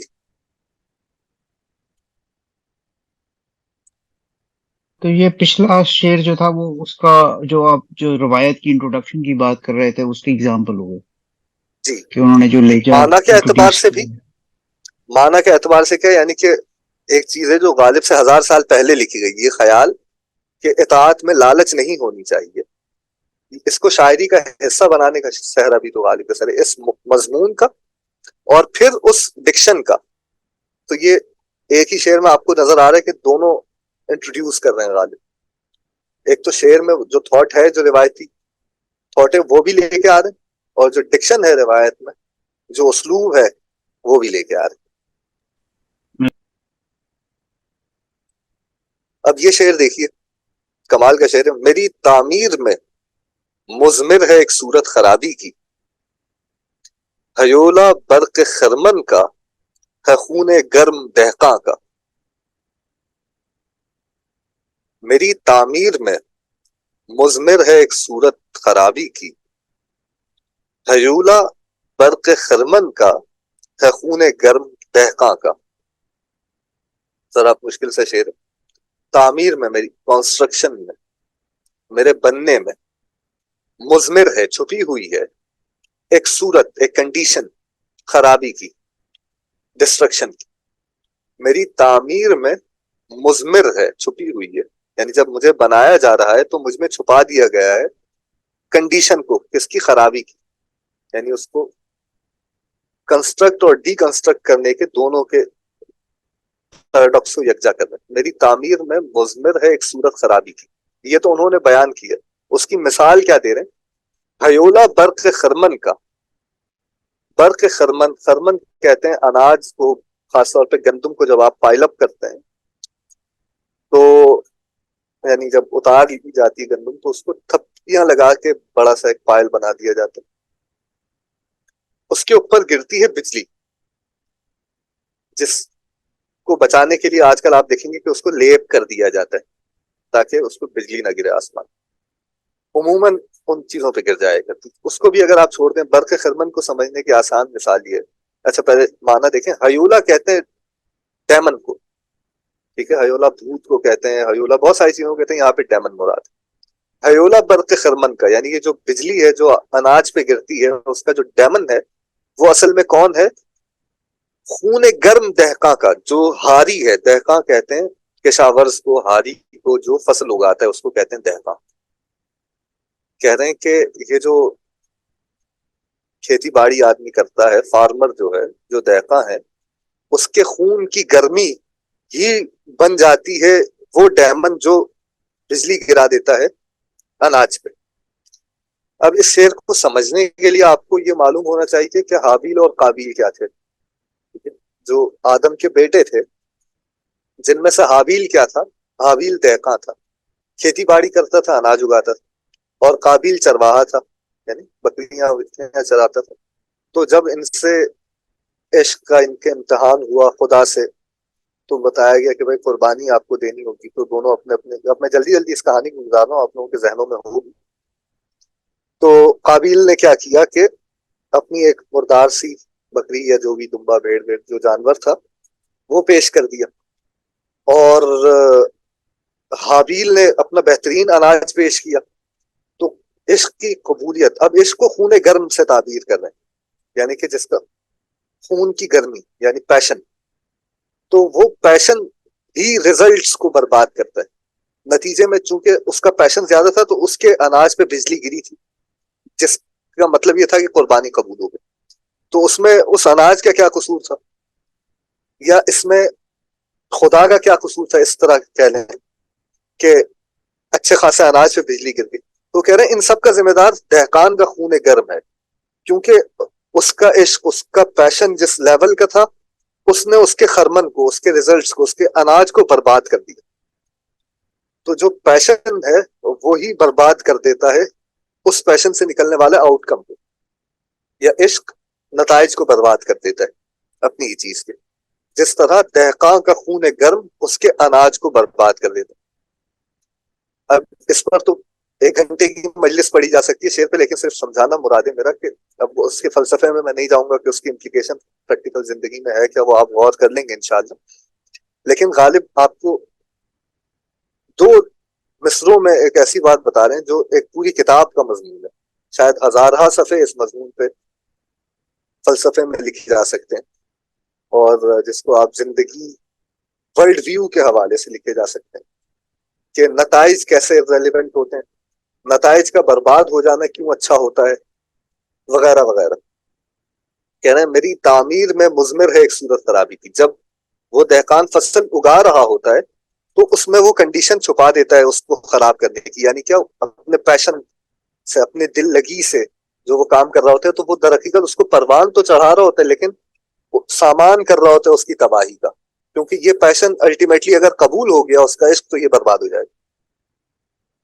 تو جتنے سچے عشق کے ساتھ وہ کام کر رہا ہوتا ہے، یعنی حابیل جتنے سچے عشق کے ساتھ اپنی کھیتی اگا رہا تھا وہ تباہی سے اپنی کھیتی کو قریب کرتا جا رہا تھا. یعنی جب وہ پیش ہوگی تو اس کے اوپر بجلی گرنے والی، اس پہ برق کہتے ہیں بجلی. تو اس کے خرمن پہ، اس کے اناج پہ، اس کے محصول پہ، حاصل پر برق کا گرنا، وہ ہیولا، وہ ڈیمن کہاں سے آتے ہیں؟ وہ خون گرم ہے دہقان کا. وہ اصل میں اس کے ہاری کا، اس کے اگانے والے کے ہی گرمی خون سے جنم لیتا ہے. ٹھیک ہے، امید ہے شعر واضح ہوا ہوگا. جی بہت اچھا، بہت خوبصورت، بہت زبردست. اچھا جی،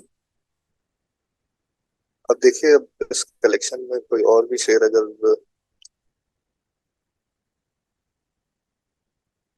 اسی مضمون کے قریب، یہ شعر بھی دیکھیے. سراپا رہن عشق و ناگزیر الفت ہستی. اب یہ میں نے عرض کیا نا کہ آپ غالب کو ذوق اور مومن کی طرح یا میر کی طرح پڑھ کے گزر نہیں سکتے، وہ آپ کو اٹکا کے رکھے گا، تو وہ روانی کی کمی آپ کو محسوس ہوگی. ایسا نہیں ہے کہ وہ مضمون تھالی میں رکھ کے آپ کو دے دے گا. آپ کو شعر کو سمجھنے کے لیے اس پہ کبھی کبھی کئی ہفتے، کئی مہینے بھی غور کرنا پڑ جاتے. اور یہ میرے لیے جو اساتذہ ہیں اس کے، ان کی بات کر رہا ہوں. ہم آپ تو شاید سالوں بھی غور کر سکتے ہیں. سراپا رہن عشق و ناگزیر الفت ہستی. یہ احمد جاوید صاحب نے مجھ سے یہ بات کہی کہ میں غالب کے اشعار پہ مہینوں غور کرتا ہوں، ایک شعر پہ مہینوں غور کرتا ہوں. تو احمد جاوید صاحب تو اس فن میں بہت آگے ہیں مجھ ناچیز سے، تو مجھے تو اس سے سالوں غور کرنا چاہیے. سراپا رہن عشق و ناگزیر الفت ہستی، عبادت برق کی کرتا ہوں اور افسوس حاصل کا. کہہ رہا میں اپنے سر سے پاؤں تک رہن ہوں. رہن کہتے ہیں جیسا آپ گروی رکھواتے ہیں نا چیز کو، جیسا آپ گھر کرائے پہ لیا تو ایڈوانس جو دیتے ہیں وہ پیسے گروی رکھواتے ہیں، اس کو رہن کرنا کہتے ہیں، گروی رکھنا. تو کہہ رہے ہیں میں سراپا رہن عشق ہوں. اب میں نے یہاں پہ اس کو انویسٹڈ ٹرانسلیٹ کیا، لیکن اتنا اچھا ٹرانسلیشن نہیں ہے رہن کا. انویسٹڈ گروی کے لیے اگر کوئی اور اچھا لفظ انگریزی میں ہوتا ہے تو وہ ہوگا سراپا رہن عشق و ناگزیر الفت ہستی. میں سر سے پاؤں تک عشق کا مرہون ہوں، یعنی میں نے اپنا آپ کو عشق یہاں گروی رکھوایا ہوا ہے، اپنے وجود کو. اور ساتھ ساتھ کیا ہوں، واؤ کے بعد انہوں نے اس کا کنٹراسٹ بھی بیان کیا، ناگزیر الفت ہستی ہوں، یعنی میرے لیے مجبوری ہے کہ میں اپنی ہستی سے بھی پیار کروں. ناگزیر ہونا یعنی مجبور ہونا. تو مجبور ہوں الفت سے. کس کی الفت سے؟ کس کی محبت سے؟ ہستی. تو دو باتیں، ایک تو میں نے اپنا آپ کو سر سے پاؤں تک یعنی پوری وجود کو اپنے گروی رکھا ہوا عشق کے، اور دوسری طرف سے میں اپنی ہستی سے، اپنے آپ سے بھی محبت کرنے پر مجبور. تو اس کنٹراسٹ کا، یعنی اگر میں نے اپنا آپ کو عشق کے حوالے کر دیا تو عشق کا ہو جانا چاہیے تھا، پھر میں فنا ہو جانی چاہیے تھی اس میں سے. لیکن نیچر ایسا ہے کہ ناگزیر ہوں اپنے آپ سے محبت کرنے پر. تو اس کنٹراسٹ کا نتیجہ کیا ہوتا ہے؟ عبادت برق کی کرتا ہوں اور افسوس حاصل کا. تو گویا میں بجلی کی پوجا کرتا ہوں، بجلی کی پرستش کرتا ہوں، اور جب وہ گر جاتی ہے اور میری قربانی قبول ہو جاتی ہے تو پھر مجھے افسوس بھی ہوتا ہے حاصل کا. تو گویا میں تباہ اپنے آپ کو اپنے ہاتھوں کر رہا ہوں. عبادت برق کی کرتا ہوں، بجلی کی عبادت کر رہا ہوں. اور جب وہ ظاہر ہے بجلی تو اس کا نیچر گرنا ہے اور گر کے ختم کرنا ہے، جیسے عشق سے تعبیر کیا جا رہا ہے برق. کہ جب آپ اپنے آپ کو عشق کے گروی رکھ دیتے ہیں تو آپ کی اپنے آپ سے محبت کرنا بے تکی بات ہو جاتی ہے. اور اگر محبت ہے بھی تو پھر اس محبت کا اظہار صرف افسوس سے ہو سکتا ہے، کہ جب وہ بجلی آپ پر گر جائے گی اور آپ برباد ہو جائیں گے تو پھر افسوس کریں گے کہ لٹ گیا میں اس پر. تو عبادت بھی برق کی کرتا ہوں. تو میری زندگی اس تضاد کا مجموعہ بن گئی ہے کہ میں اپنے آپ سے، اپنے ہاتھوں سے خود کو خراب کرتا ہوں، یعنی اپنے آپ کو میں نے عشق کے لیے وقف کیا ہوا ہے، اور پھر اپنے آپ سے پیار بھی کرتا ہوں، عبادت بھی کرتا ہوں بجلی کی، اور پھر جب تباہی ہوتی ہے تو پھر اس پہ افسوس بھی کرتا ہوں. لیکن اس ناگزیر الفت ہستی میں غور کرنے کی جو بات ہے وہ غالب یہ بتا رہے ہیں کہ یہ الفت ہستی کبھی عشق کے آڑے نہیں آتی. حالانکہ ناگزیر ہے انسان اپنے آپ سے محبت کرنے پر، اپنی ایگزسٹنس سے پیار کرنے پر، لیکن اس کا یہ مطلب نہیں ہے کہ وہ اس کی وجہ سے عشق کو چھوڑ دیتا ہے اور برق کی عبادت نہیں کرتا اور ہاں بس اس کا اثر کہاں نظر آتا ہے اس محبت کا؟ جب وہ افسوس کرتا ہے تو پتہ چلتا ہے اچھا اس کو تو اپنے آپ سے ہی پیار تھا. جب وہ عشق کے پروسیس میں ہوتا ہے تب ایسا لگتا ہے کہ یہ تو اپنے آپ سے پیار ہی نہیں کرتا, اپنے آپ کو تباہی کے دہانے میں لیے جا رہے ہیں. تو وہاں پہ الفت ہستی نظر نہیں آتی. اس سے یہ نہیں سمجھنا چاہیے کہ انسان اگر ناگزیر ہے اپنی آپ سے, اپنی ہستی سے پیار کرنے پر, تو وہ عشق کے لیے قربانی نہیں دے گا. یہ اسی کا نام عشق ہے, اسی کو ہم پیشن کہتے ہیں. اور آپ اس کو عشق حقیقی, عشق مجازی, ہر طرح کے عشق پر اپلائڈ سمجھ سکتے ہیں کہ فنا, چاہے فنا فی اللہ ہو یا چاہے فنا فی المخلوق ہو, انسان اپنے آپ کو فنا کے دہانے پر لے کے جا رہا ہوتا ہے. اور جب وہ لے کے جا رہا ہوتا ہے تو اس وقت وہ پہلو اس کا پیچھے ہوتا ہے اپنے آپ سے محبت کرنے کا. ظاہر ہے انانیت کو ختم کر کے فنا کی طرف بڑھ رہا ہوتا ہے. لیکن غالب کہہ رہے ہیں کہ پوری زندگی اس کا مرقع ہے کہ عبادت برق کی کرتا ہوں اور افسوس حاصل. تو جب وہ مصیبت میرے سر پہ پڑ جاتی ہے تو پھر بعد میں افسوس بھی ہوتا ہے, کیونکہ الٹیمیٹلی اپنے آپ سے بھی تو پیار کرتا ہے. لیکن وہ افسوس کبھی دوبارہ عشق کرنے سے روکتا بھی نہیں. تو ایک سائیکل ہے کہ میں ایک جگہ مجبور ہوں اور ایک چیز میری پریفرنس ہے. یعنی عشق میں کروں گا بے شک اپنے آپ سے الفت میں, یہ میری مجبوری ہے ایز اے انسان, ایز اے ہیومن. تو میں اپنی انسانی مجبوریوں کو آڑے نہیں آنے دوں گا. اس واضح؟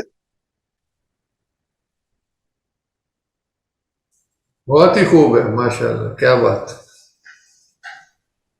تو یہ بھی اسی شعر کے سمجھنے کے اس مضمون کی رعایت ہے جو پہلے شعر ہم نے پڑھا, جس میں ہیولا برق خرمن کا ہے خون گرم دہقاں کا. یہ دونوں مضمون ایک ہی ہیں ان کے آلموسٹ. جی مظہر صاحب آپ کچھ کہہ رہے تھے. میں صرف یہ کہہ رہا تھا کہ آپ نہ سمجھاتے تو سمجھ نہ آتا کبھی. بہت مشکل ہے. اب یہ بہرحال غور کرنے سے سمجھ میں آتا ہے. میں اس لیے سمجھا پا رہا ہوں کیونکہ میں غور کیا ہوں.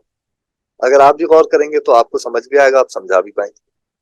یہ غور اگر ہمارے پڑھانے والے اساتذہ بھی غالب کے اشعار پہ کر لیتے, ان کے بھی سمجھ میں آیا تو وہ بچوں کو بھی سمجھا دے. بات یہ کہ ترجیحی بنیادیں ہمارے یہاں اس طرح سے نہیں بنی. بہرحال اب دیکھیں, اس میں ہم نے کچھ وحدت کے حوالے سے غالب کے اشعار جمع کیے. کہتے ہیں کہ دہر جز جلوہ یکتائی معشوق نہیں, دہر جز جلوہ یکتائی معشوق نہیں, ہم کہاں ہوتے اگر حسن نہ ہوتا خود بھی. اچھا غالب کے یہاں سے یہ ایک اعتراف آپ کو میں بتا دوں کہ یہ مسائل تصوف, یہ تیرا بیان غالب تجھے ہم ولی سمجھتے جو نباد خار ہوتا. اب اس اعتراف میں نیچے تو انہوں نے جو کیا ہے سو کیا, اوپر کا دعویٰ ان کا بہت سچ ہے کہ تصوف کے مضامین میں جو غالب کی نظر ہے وہ بہت گہری نظر ہے, اور آپ اس کو بالکل بھی نظر انداز نہیں کر سکتے. اور یہ نظر انداز ہوئے غالب, حالانکہ ان کا پورا ایک سسٹم ہے فکر کا, ایک فکری نظام ہے تصوف کے حوالے سے, اور بہت پختہ نظام ہے. تو میرا تو مشورہ عموماً یہ بھی ہوتا ہے کہ غالب کو ایز اے صوفی ماسٹر آپ کو ٹریٹ کرنا چاہیے. بے شک ان کی زندگی کو اسوہ نہ بنایا جائے, لیکن انہوں نے جو آرا سامنے رکھی ہیں جو وہ قابل غور ہیں, اور وہ دوسرے شعراء میں آپ کو نہیں مل سکتی وہ چیز جو غالب کے یہاں ملے گی. اب اس میں دیکھیں, حالانکہ وحدت الوجود ایک بہت پٹا ہوا مضمون ہے شاعری کے حوالے سے, چاہے آپ عربی میں دیکھیں, فارسی میں دیکھیں, اردو میں دیکھیں, ایک پامال مضمون ہے. یعنی ہر کوئی اس پہ سینکڑوں شعر کہہ چکا ہے, لیکن جو پہلو غالب نکالتا ہے اپنے ذہن سے وہ بہت ہی مزیدار بات ہے. کہتا ہے دہر جز جلوہ یکتائی معشوق نہیں. یہ تو بہت پٹی ہوئی بات ہے, کہہ رہے ہیں یہ جو پوری کائنات ہے یہ معشوق کی, بیلوڈ کی یکتائی, وننس کا ایک جلوہ ہے, مینیفیسٹیشن ہے, اور اس کے علاوہ کچھ بھی نہیں. یہ پوری کائنات مینیفیسٹیشن ہے ہمارے بیلوڈ کی یکتائی کی. اگلی جو بات کہہ رہا ہے وہ بہت مزے کی. کہتا ہے ہم کہاں ہوتے اگر حسن نہ ہوتا خود بھی. اگر جو حسن ہے, یا حسن سے مراد یہاں پہ محبوب ہے جو حسین ہے, تو ہمارا محبوب اگر خود بھی نہ ہوتا, خود بینی یعنی سیلف سینٹرڈ, انا پرست, اور اپنے آپ سے آبسیسڈ میں کہوں گا. خود بھی کا صحیح معنی ہوتا ہے جو صرف اپنے آپ کو دیکھتا ہے, سیلف آبسیسڈ. تو کہہ رہے ہیں کہ اگر ہمارا جو محبوب ہے وہ سیلف آبسیسڈ نہ ہوتا تو ہم کہاں ہوتے. اب حالانکہ یہ خدا سے ایک ایسا لفظ منسوب کر رہا ہے خود بین ہونے کا جو بہت ہی بولڈ ہے, کہ سیلف آبسیسڈ کہہ رہا ہے خدا کو, لیکن اس سے جو بات نکل رہی ہے وہ بہت مزے کی ہے. یعنی یہ ریفرنس کیا لے رہا ہے, جو حدیث عشق ہے کہ خدا نے کہا کہ بھائی میں چھپا ہوا خزانہ تھا, میں نے چاہا کہ میں جانا جاؤں, تو یہ سب. تو اب وہ جو اس کا چاہنا کہ وہ جانا جائے, یہ سیلف obsession اس کی اگر نہیں ہوتی تو ہم کہاں ہوتے. تو وہ ایک تھا, ایک میں یعنی وحدت کو کثرت میں تبدیل ہونے کی جو وجہ غالب بتا رہا ہے وہ خود بینی بتا رہا ہے خدا کی, کہ یہ خدا کی سیلف obsession ہے, خود بینی ہے, ورنہ وہ ایک ہی رہتا, نہ اس کو کوئی جانتا, نہ تعریف ہوتی, ختم ہو جاتی. ہم اس لیے آئے ہیں, ہم سے مراد کثرت ہے, یعنی یہ پوری کائنات جس میں ہم بھی داخل ہیں, ہم اس لیے کیونکہ وہ خود بھی ہیں. تو اب اگر محبوب کو, آپ کو یہ معلوم ہے کہ شعری روایت میں محبوب کو اسی طرح کے القابات سے یاد کیا جاتا ہے, بہت آپ سو کالڈ نیگیٹو اینوٹیشنز ہوتی, لیکن ان سے آپ کو گزرنا نہیں ہوتا, ان پہ رک کے آپ کو دیکھنا ہوتا ہے کہ کہا کیا جا رہا ہے. یعنی وہ لفظ جو آپ کو ٹریگرنگ لگ سکتے ہیں شاعری میں, وہ ویسے نہیں ہوتے جو ایک غیر شاعر کے منہ سے نکلی ہوئی لفظ ہوتے ہیں. اگر کوئی غیر شاعر آپ کو خود بھی کہے تو یقیناً اس نے آپ کی توہین کرنے کی کوشش کی, لیکن اگر غالب خود بھی کا لفظ استعمال کرے تو اس نے کہا کہ گنجینہ معنی کا طلسم اس کو سمجھ. اس نے یہ پوری کہانی, یہ پوری حدیث, یہ پوری روایت اس ایک لفظ میں سمو دی ہے. نہ وہ ہم کہاں ہوتے سے نکل رہی ہے, نہ حسن سے نکل رہی ہے, نہ اگر سے نکل رہی ہے. یہ سب کہانی لفظ خود بھی سے ڈی کوڈ ہوگی.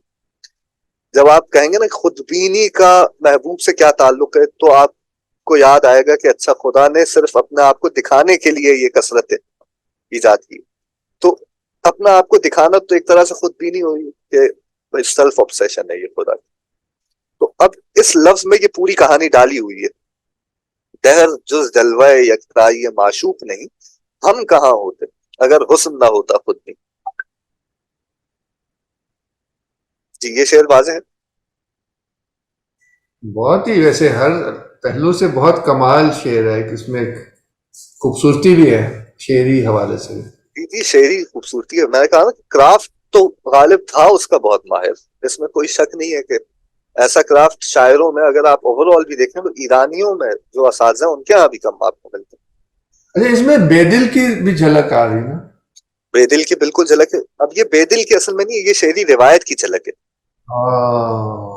یہ آپ کو جو بہت دفعہ لگتا ہے کہ بھائی بے دل نظر آ رہا ہے, نظیری نظر آ رہا ہے, عرفی نظر آ رہا ہے, یہ یا سادی نظر آ رہا ہے, تو اساتذہ جو آپ کو نظر آ رہے ہیں وہ یہاں نظر نہیں آتے. اگر غالب نہیں ہوتا تو آپ کے پاس یہ خیالات ہی دور دور تک نہیں تھے. آپ کے عوام جا کے فارسی شعر ان کے پڑھتے ہو اور سمجھتے کہ اچھا یہ بھی ایک خیال ہے دیکھنے کا اجازت.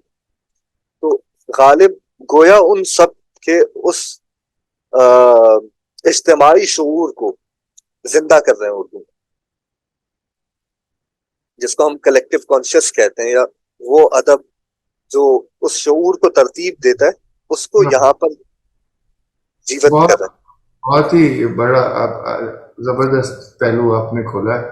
یا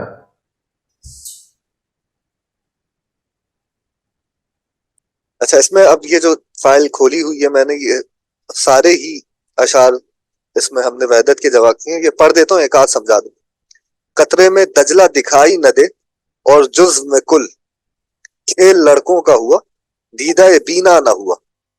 جس کو قطرے کے اندر سمندر نہیں نظر آتا اور جز کے اندر کل نہیں نظر آتا, وہ دیکھ تھوڑی رہا, وہ کوئی دیکھنے والی آنکھیں نہیں ہے. جس کو قطرے میں دریا نہیں نظر آتا اور جز میں کل نہیں نظر آتا. قطرے میں دجلہ دکھائی نہ دے اور جز میں کل, کھیل لڑکوں کا ہوا دیدہ بینا نہ ہوا. اس کو آپ دیکھنے والی آنکھ نہیں کہہ سکتے. یا جیسے کہتے ہیں قطرہ اپنا بھی حقیقت میں ہے دریا, لیکن اب یہاں پہ منصور کی انہوں نے بہت ہی تنقید کی ہے اس پر. منصور بن حلاج کہیں قطرہ اپنا بھی حقیقت میں ہے دریا, لیکن ہم کو تقلید تنک ظرفی منصور نہیں. عموماً میں یہ شعر اس طرح نہیں سناتا, لیکن اب اس میں یہ جب غالب نے نہیں چھپایا ہوا تو ہم کیوں چھپائیں. تو قطرہ اپنا بھی حقیقت میں ہے دریا, لیکن یعنی ہم بھی سمجھتے ہیں کہ جو ہمارا قطرہ ہے وہ حقیقت میں دریا ہی ہے. وہ بات جو منصور کہہ رہے تھے وہ ہم بھی مانتے ہیں. قطرہ اپنا بھی حقیقت میں ہے دریا, لیکن ہم کو تقلید تنک ظرفی منصور نہیں. لیکن ہم تقلید نہیں کر سکتے منصور کی تنک ظرفی کی. تنک ظرفی یعنی کم ظرفی کی, یعنی کہ اس کا جو پیمانہ چھلک گیا وہ ہمارا نہیں چھلکے گا, آلدو ہم وہی مانتے ہیں. تنک ظرفی یعنی کہ کیپیسٹی کم ہونا. किसी की। तो जैसे ही मंसूर को पता चला कि उसका कतरा दरिया है तो उसने तो ऐलान कर दिया और अनल हक का नारा लगाया। लेकिन हम भी ये मानते हैं उसके साथ साथ कि कतरा अपना भी हकीकत में है दरिया, लेकिन हमको तकलीद तुनक ज़र्फ़ी मंसूर नहीं, ये हम ये नारा नहीं लगा रहे। अब ये शेर आपको ऐसा ज़ाहिरन लगता है कि मंसूर की तनकीद है, लेकिन ये उस जमाने का पूरा पस मंजर है और आपको बताता है कि जब मंसूर ने अनल हक का नारा बुलंद किया तो बाकी लोगों का पर्सपेक्टिव क्या था, उनके क्या ख्यालात थे, उसके बाद गालिब तक आते आते लोगों ने क्या क्या आरा सामने रखी है अनल हक के नारे के ऊपर। तसव्वुफ के जो स्टूडेंट्स हैं उनको मालूम, उन सबको गालिब ने यहाँ समराइज किया कि मानते सभी ये हैं कि कतरा हकीकत में दरिया है, लेकिन कुछ लोग ये मानते हैं कि उसका ऐलान करना कम ज़र्फ़ी है। तो गालिब कह रहे हैं हमको उसके ऐलान की, उसकी मंसूर की तकलीद नहीं है। बड़ी मौसीकियत भी है। असल में शायद इसी बहर में को गजल है जो उन्होंने बड़ी अच्छी गाई है उसी ड्रामे में, या वो क्या उनका नाम है जो गालिब को अच्छा गाया है इंडियन में, उनके जो जगजीत सिंह ने जो गाया गाई है इसकी। खैर इसमें वो इस गजल की नहीं, इससे मिलते जुलती या बहर वही है या बड़ी एक मौसीकियत सी, एक नजाकत सी है कोई कॉल। अब वो गालिब के शेरी महासिन को बयान करने के लिए तो फिर एक बहुत तफसीली क्लास दरकार होगी, उसके लिए पूरा कोर्स दरकार होगी। तो वो तो अभी मैं उनसे गुजरता हुआ जा रहा हूँ। अगर कुछ लोगों को कमी महसूस हो रही है तो माजरत चाहता हूँ, क्योंकि मुझे अभी मज़ामीन दिखाने वाले। अच्छा जी, यह कह रहे हैं कि दिले हर कतरा है साजे अनल बहर, हम उसके हैं हमारा पूछना क्या। ठीक है, हर कतरे का दिल बाजा है, साज है, जिससे क्या आवाज निकलती है, अनल बहर, मैं दरिया हूं, मैं समंदर, हम उसके हैं हमारा पूछना क्या। अब ये देखें फना के मकाम को इस मिसरा, ये मिसरा ही इतना कमाल का है, हम उसके हैं हमारा पूछना क्या। अब इसकी शरह भी नहीं की जा सकती, इसको बस महसूस किया जा सकता है इसमें। दिले हर कतरा है साजे, अब कतरा एक जरा सी चीज है, कतरा क्या उसका दिल क्या, और वो नगमे क्या कह रहे हैं, अनल बहर, मैं समंदर हूं। और साथ में ये सिर्फ ये नहीं कह रहा कि मैं समंदर हूं, तो इसमें तो एक फजीलत बयान कर दी कि भाई मैं कतरा होते हुए समंदर हूं। साथ में जो हम्बल उसका एक तरफ से पहलू है वो ये कि इसका ये नहीं समझ लेना कि मैं अपने आप को समंदर कह के तौकीर कर रहा हूं, बल्कि कहना ये चाह रहा हूं कि जब भी बात करो समंदर की बात करो, हम उसके हैं हमारा पूछना। कतरे को कौन डिस्कस करता है? दिले हर कतरा है साजे अनल बहर, हम उसके हैं हमारा पूछना क्या। सॉरी, ये अनल हक पे प्ले नहीं है अनल बहर? मुझे तो बड़ा ऑब्वियसली वो प्ले लगता है। जी जी बिल्कुल ऐसे ही, वो अनल हक को अब इंसान के मुंह से निकला है, वो अनल हक है। अब यहाँ पे कतरे के मुंह से निकाल रहे हैं तो वो अनल बहर है, जाहिर है वो सिंबॉलिक। और हम उसके हैं हमारा पूछना क्या, इसका मतलब है कि वहदतुल वजूद फिर आ गया। बिल्कुल, यानी कि वहदतुल वजूद तो ऊपर ही आ गया था, जब उसने अनल बहर कह दिया तो उसने ऐलान कर दिया अपने वहदत का, उस वजूदी वहदत का ऐलान हो गया। लेकिन जो दूसरा मिसरा उसकी सिग्निफिकेंस ये है कि अपने आप को फना करके, यानी ये कहना अनल बहर कहना कोई ताल्ली नहीं है, यानी ये कोई अपनी फजीलत बयान करना नहीं है, बल्कि ये इसलिए बयान करना है कि हम काबिले जिक्र नहीं है, हम समंदर हैं। तो जो भी बात है, जो भी डिस्कशन है वो समंदर की है, हमारा क्या पूछना है इसमें। यानी कोई आइडेंटिफाई करके कतरे से क्या बात करने की कोशिश कर रहा है, बहर समंदर की बात कर, हम तो एक कतरा है, हम उसके हैं हमारा पूछना क्या। ठीक ठीक। या इसी सीरीज में देखें, है मुश्तमिल नुमूद सुवर पर वजूद बहर, ये बड़ा अहम शेर। यहाँ क्या धरा है कतरा मौजो हुबाब में। अब ये जो इब्न अरबी का आपको मालूम है कि सूरत के ऊपर जिसको आप आयान कहते हैं, आयान साबिता, जिन लोगों ने पढ़ा है उनको मालूम होगा।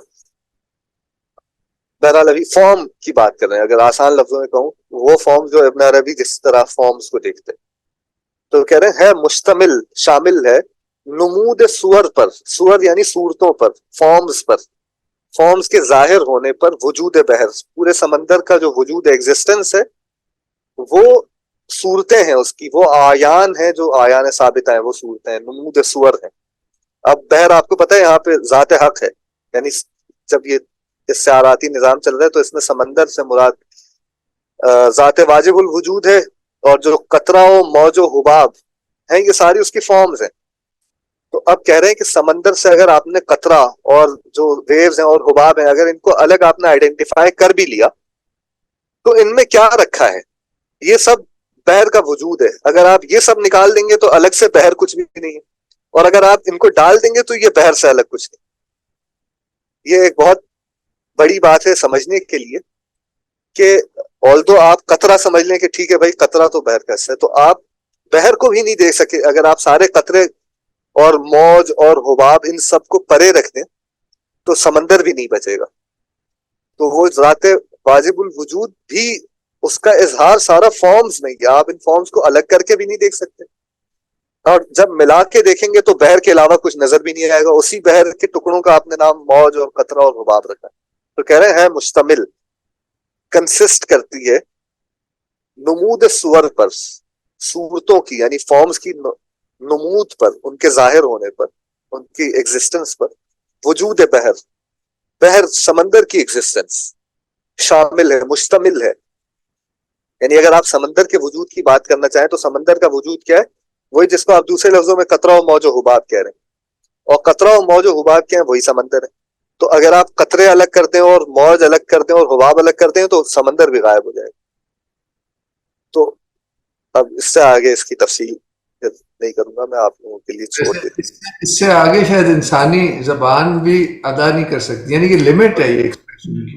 ایسا ہی ویسے وقت ہمارا پورا سا ہو گیا ہے تو بالکل پورا ہوگا. بہت زبردست ایک ایک جملہ سب سے لے لیتے ہیں، ان کے جو بھی کہنا چاہیں. جی سہیل. میں اب اس پہ کیا کہوں، لاجواب. مطلب غالب یہ شعر حالانکہ میں نے پہلے پڑھے ہوئے تھے اور اپنے حساب سے میں سمجھے بھی ہوئے تھے، لیکن غالب ہمیشہ کچھ نیا نکلتا ہے اور کبھی پرانا نہیں ہوتا. لاجواب. بہت شکریہ.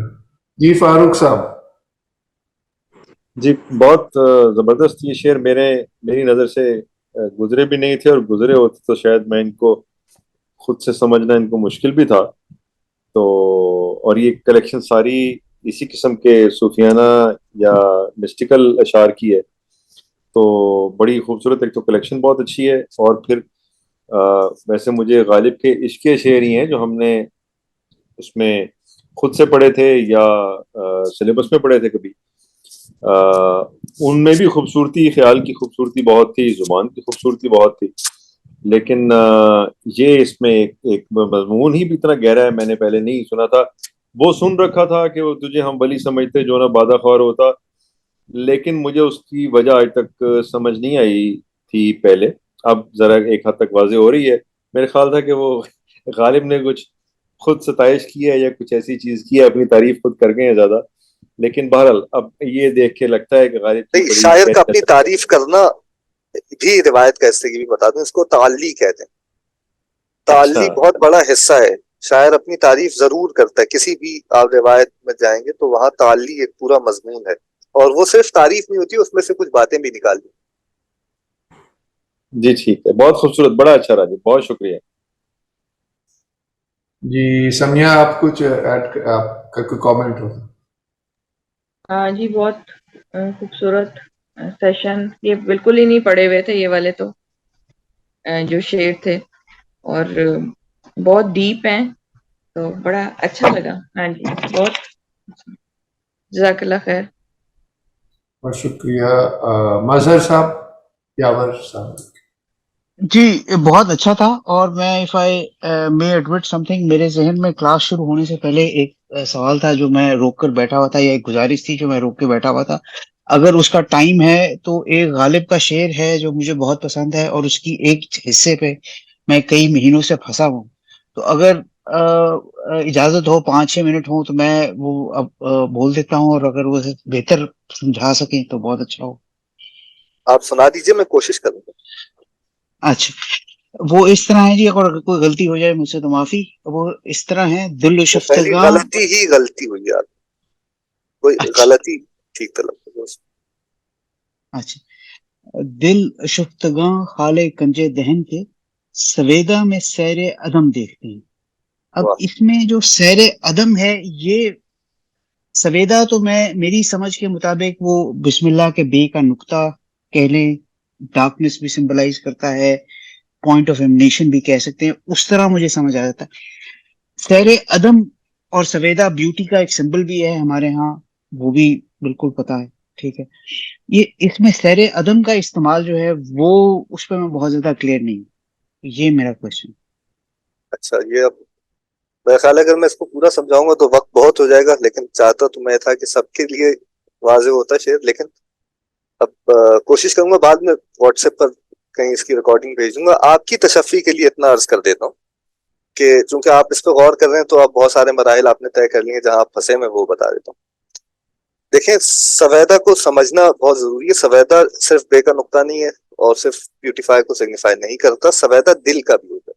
यानी अगर आप डायग्राम्स देखेंगे पुराने उलमा की, जिन्होंने तिब्बी डायग्राम्स बनाई, तो दिल में एक काला नुक्ता बनाते हैं, उसको भी सवेदा कहते हैं, ठीक है।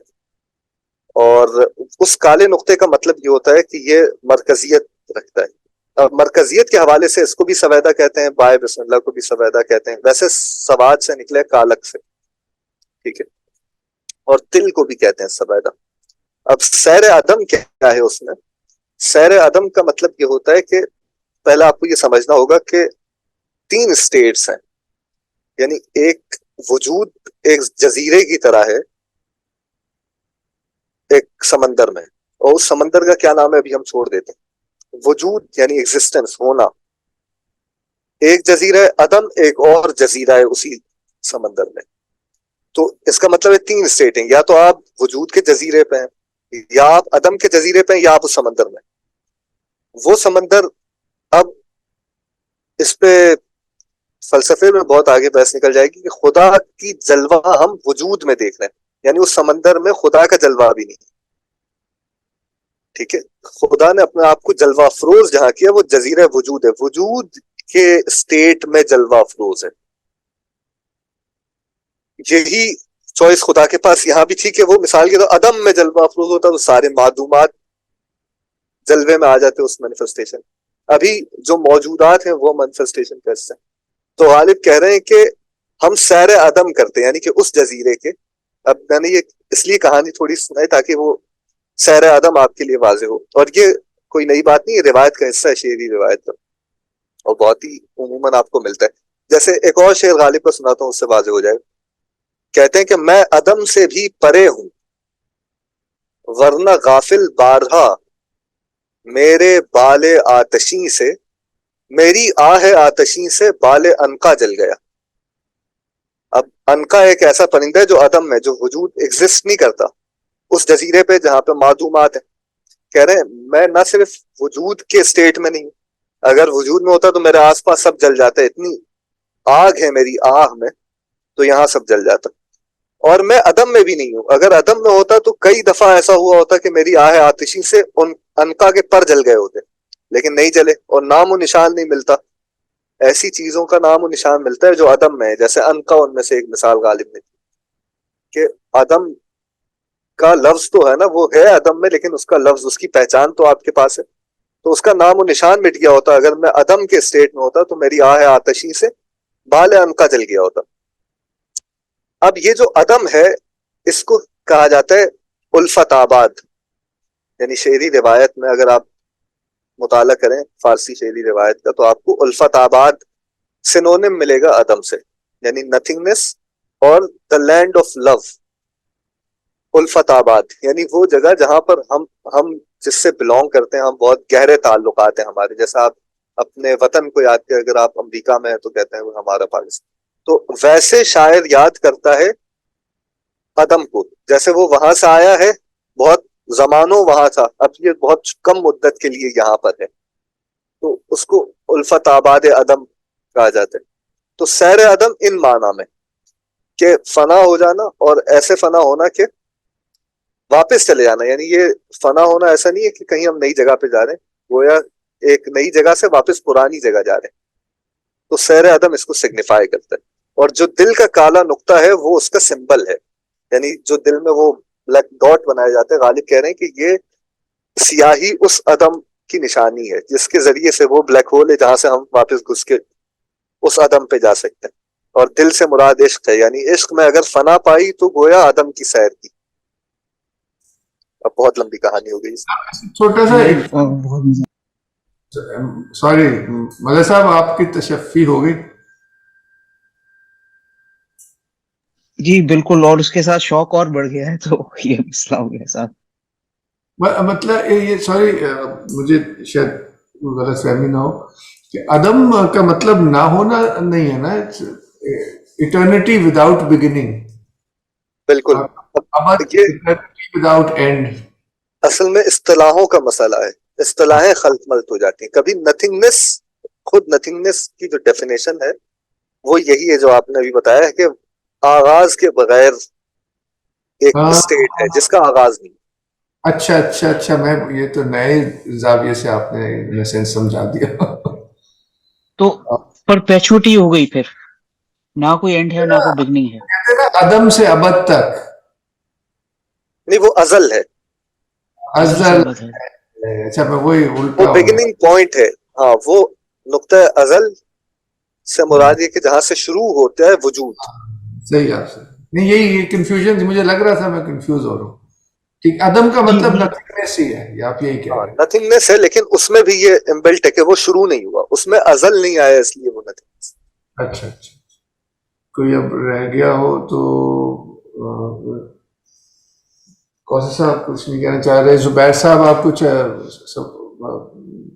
कमेंट या